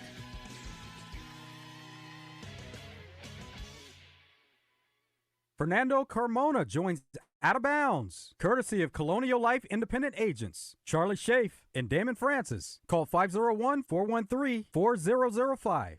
Summer's here. It won't be long before you're planning a road trip. Get to Point S, Arkansas to get your car ready for it. Off-road tires for your pickup, ATV tires for your side-by-side, tires for your car to get your family around safely, Kumo, Toyo, Falcon, Blackhawk, Fortune, and more. And their Promise Plus road hazard protection to give you peace of mind. Stop by any Point S, Arkansas store, Bartlett Tire in Heber Springs, Tire Town in Benton, R&D Tire in Conway, and Fleet Tire in Pottsville or Russellville. Online at pointstire.com. Get ready, hunters. It's the massive hunting sale at Hunter's Refuge in Whitehall. Wednesday through Saturday only. Score huge savings on rifles for the new alternative firearm season, plus big deals on firearms and optics. The savings continue at Hunter's Refuge with deep discounts on hunting apparel, blinds, and essential accessories. Score big on top brands like Drake, Bandit, Lacrosse, Vortex, Smith & Wesson, Savage, and more. Save up to 50% off on casual clothing and footwear. At Hunter's Refuge, it's not just a sport, but a way of life. At Arkansas Spine and Pain, we believe one thing above all. When pain ends, life begins. Whether you're chasing a touchdown, a grandkid, or just chasing relief from chronic pain, we're here to help you get back in the game pain-free. Proud sponsors of the Little Rock Touchdown Club and proud to serve Arkansans who refuse to let pain win. Call Arkansas Spine and Pain today, 501-227-0184, because when pain ends, life begins. Arkansas Spine and Pain, ASAP. We got the big deals at the Big Rock. Got the big deals at the Big Rock. Hey Arkansas, it's Terry Harrison at the Big Lot, where you'll find the biggest selection, the biggest savings, and now you'll find Big Steve Landers. That's right, Arkansas. I'm back in the car business at the Big Lot. Don't be confused. The real Steve Landers deals are at Chris Crane Dodge Jeep Ram. Come see me and Big Steve at the Big Lot, Chris Crane Dodge Jeep Ram, Alco Road in Benton. The Big Lot Benton. Welcome back to The Zone.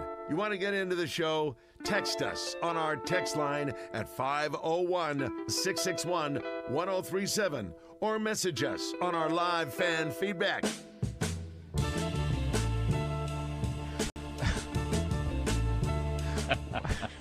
Welcome back. I'll tell you about my friends over there at Jones & Son, 11121 Rodney Parham Road, the place to be. Same location over 30 years, taking care of their customers, repeat customers.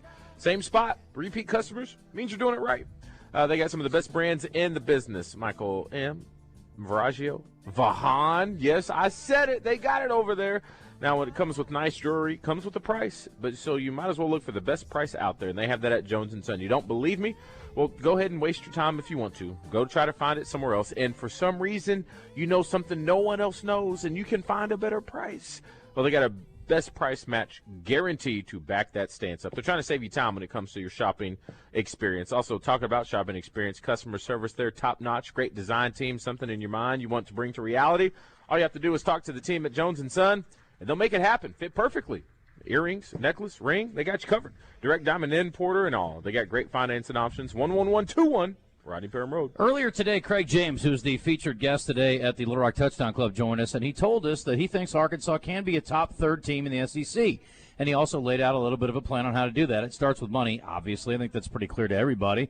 But he does feel like Arkansas could do the things that SMU did to make themselves relevant. A, to buy their way into the ACC, and B, to make them a relevant team where they got into the playoff. And you could say, oh, they didn't really do very well in the playoff. Well, guess what? I would love to see the team that I root for get to the playoff and get their teeth kicked in than not make the playoff. It was nice watching Iowa State beat Miami in a bowl game last year, but I would rather they were Arizona State and losing in the playoff than winning any old bowl game. I'm telling you right now. So, look, say what you want. They're doing a good job over there, and he thinks Arkansas can do it. But nationally, obviously, there is a perception about Arkansas. Petrino coming back as OC was wild for a lot of people.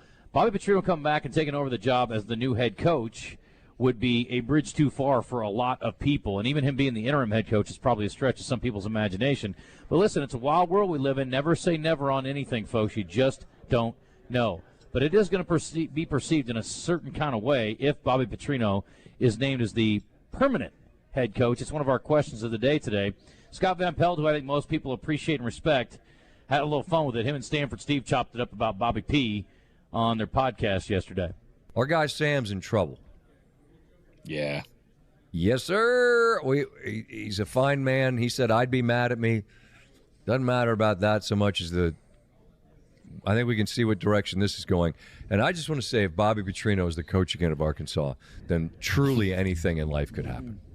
I just want you Arkansas people to know, when you do that and you hire that man again, then why are you laughing, Steve?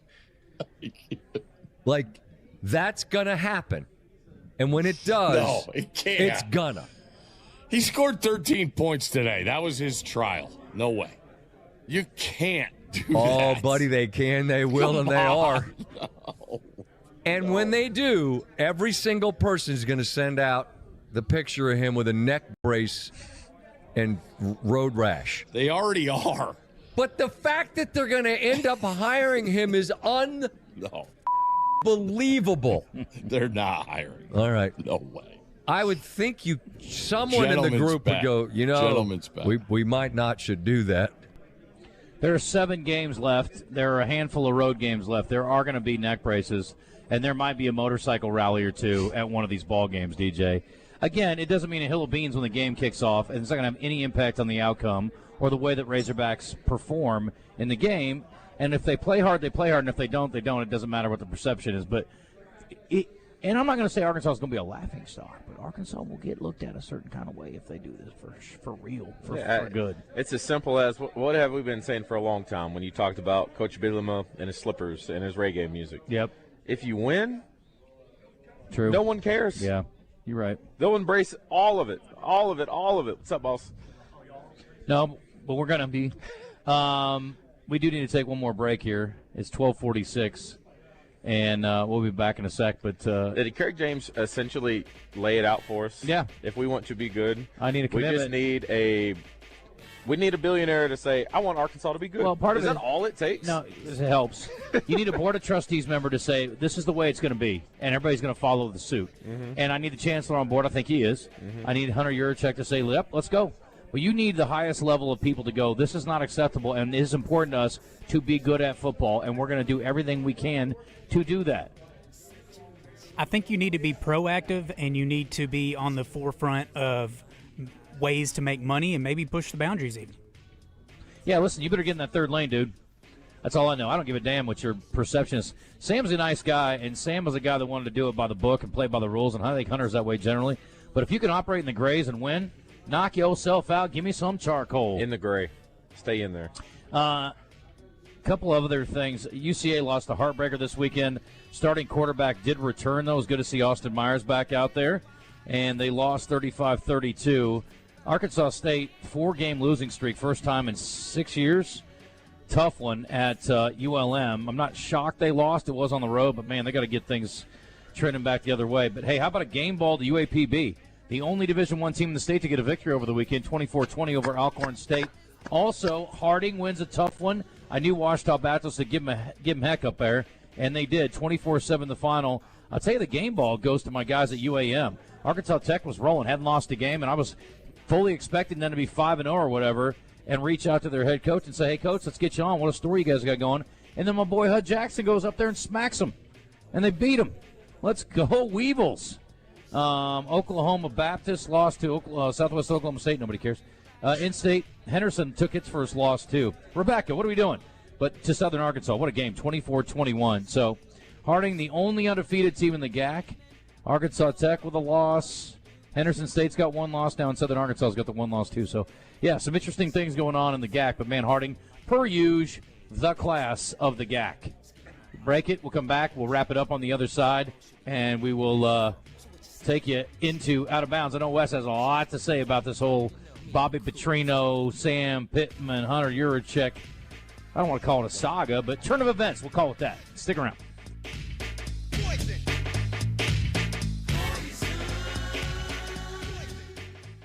Hey, this is Mitch at Red River Ram Dodge Chrysler Jeep. You know, I saw an ad the other day, and I thought, no wonder people don't trust car dealers. I looked up the discount they were offering that was $20,000 off, only to find out they put a $12,000 to $15,000 lift kit on this truck, marked it up $38,000, and then said they're taking $20,000 off.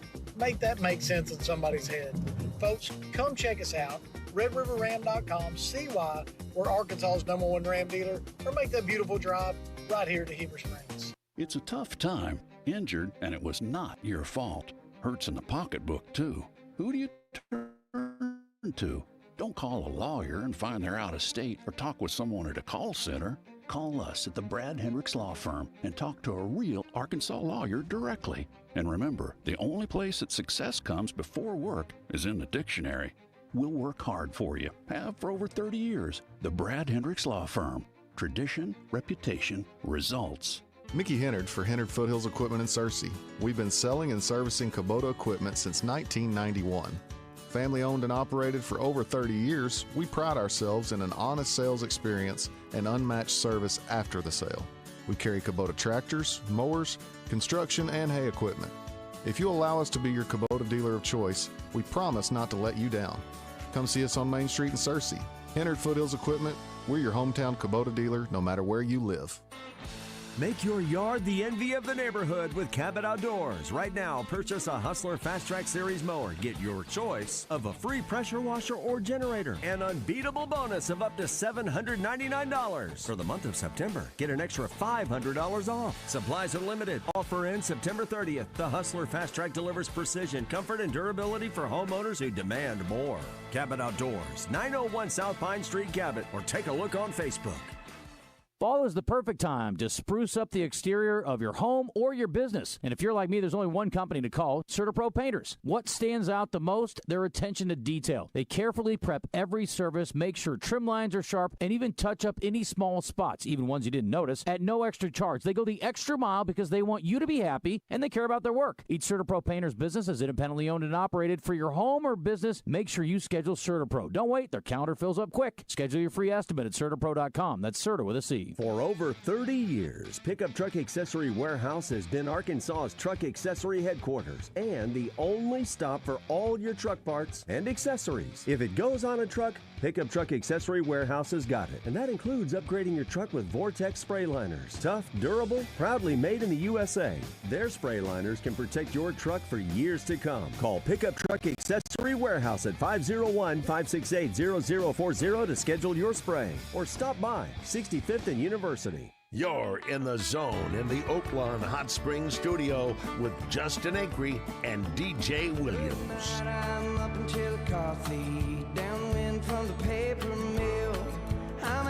Wrapping things up here from the Little Rock Touchdown Club. Hey, over at Gwatney Chevrolet, they are looking for you. You know why? Because they want to give you a heck of a deal at Gwatney Chevrolet. And if you are an EV driver, I know someone who is. I'm me. Yes. Zoom, zoom. Save $7,500 on EVs with tax credits before September 30th. What's the day? The 29th? We'll better get to What's tomorrow, the last day of the month? Better get on it. If you want a smaller SUV, lots of options there, and they've got the 2026 Trax or Trailblazer starting at just $249 a month. And if you want more truck for your money, save up to $13,000 on Silverados. It's one place only since 1957.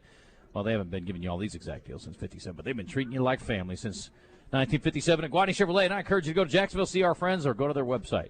It's GwatneyChevrolet.com. We still got JW hanging on there, Christian? No, he had to go. He had to go. J-Dub, I'm sorry, buddy. It's just been a day, man. It's been a day. Christian, great job executing on that. Appreciate you being able to get that press conference up, media conference, whatever you want to call it, so we could get them on the Thanks air to and hear from HB them. as well. And thank you, Darrell. You're so good. You guys are such professionals. You know what? Maybe this is going to be the week we turn the corner, Chris, and we start pulling off some technical, just incredible Masterpieces, things. yes. Hey, drop some. Maybe we just get after it. Maybe we get a couple guys by video this week, including Clint Sterner. So a couple things here, and then we'll talk to Wes. From the D3 Auto Sales text line, is it just me? Every time I hear Hunter Yurachek talk, it makes me want to lie down and take a nap. It certainly is less than inspiring. Well, most ADs aren't that inspiring. I don't know. This guy says, in the gray, but not the anthracite. Yes, you cattleman. Bobby should ride into the stadium on the Razorback walk on a motorcycle at his first game and force Jeff to present the game ball. I don't think we need to do that.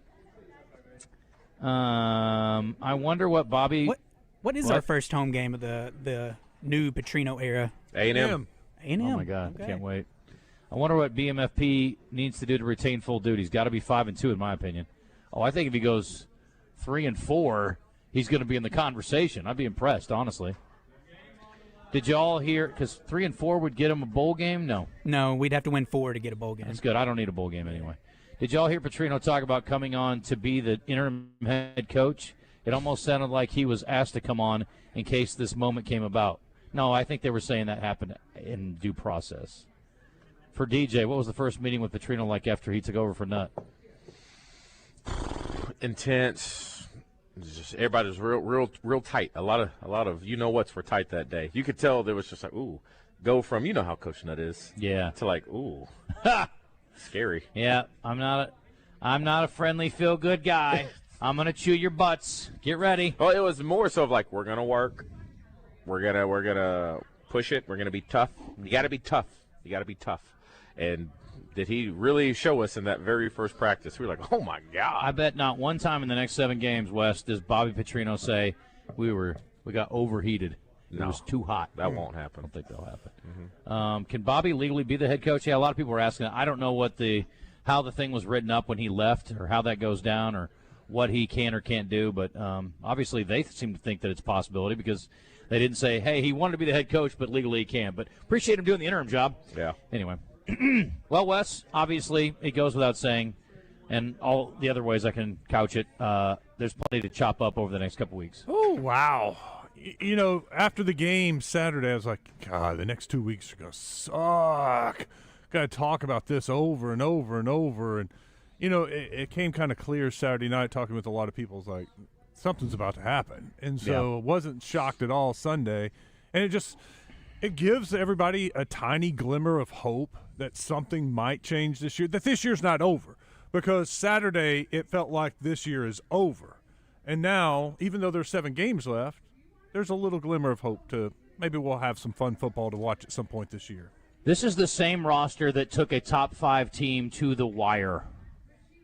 Yeah, that was one of the few things I agreed with Hunter on. And you got to find that team again and get them back out there. What did you disagree with Hunter on? Not so much I disagree with. I was just shocked that he admitted that Sam Pittman didn't have the resources to win in the SEC. And is that news? I'm like, that is your job. Why does he not have the resources? And that came out Friday at the Board of Trustees meeting, where Arkansas ranks in the SEC for all the different departments in the football, and they're at the bottom. So that's what you should expect, bottom-tier results. Yeah. But as the AD, you've got to fix that. And then why and how in the world is he going to hire anybody? Yeah. Because he's already admitted that they don't have the resources to win a national championship. They're at the bottom of the SEC. What are you doing to fix things? How are you going to hire somebody? It takes a village, Wes, to build a winning program, and it starts with the Board of Trustees and all the administration, not just the AD. And last I checked, Hunter can't crap out money trees, so it's going to take a lot of people getting on board. And they've also talked about repeatedly about revenue sharing and how that extra $18 million towards NIL is going to help them immensely. So if it doesn't, it doesn't, but that's their plan or part of it. So they're going to have to step up for sure, and that's what always happens when you hire someone new, right? You step up and you're like, well, now we're going to do what we got to do to win. That's what always happens everywhere. They better. What you got? Oh, we got Clint Sterner coming up in about 30 minutes, and Raleigh Williams III will join us at 2:10. Oh, wow. Yeah. Those will both be good. I'll be hear from a couple former Razorbacks. That'll be good stuff. Good job, DJ. Good job, Chris. Looking for your next ride? Come on down to Hubbard Power Sports, your local, family-owned Can-Am and Sea-Doo dealer. We've got the latest and greatest Can-Am ATVs, side-by-sides, and spiders to power your weekend fun. And right now, get up to $3,500 off in rebates, plus in-store discounts, or financing as low as 0.99% on select models. Whether you're hitting the trails, working the land, or cruising in style, we've got what you never even knew you needed. On the road, on the water, or in the trails, we've got the ride for you.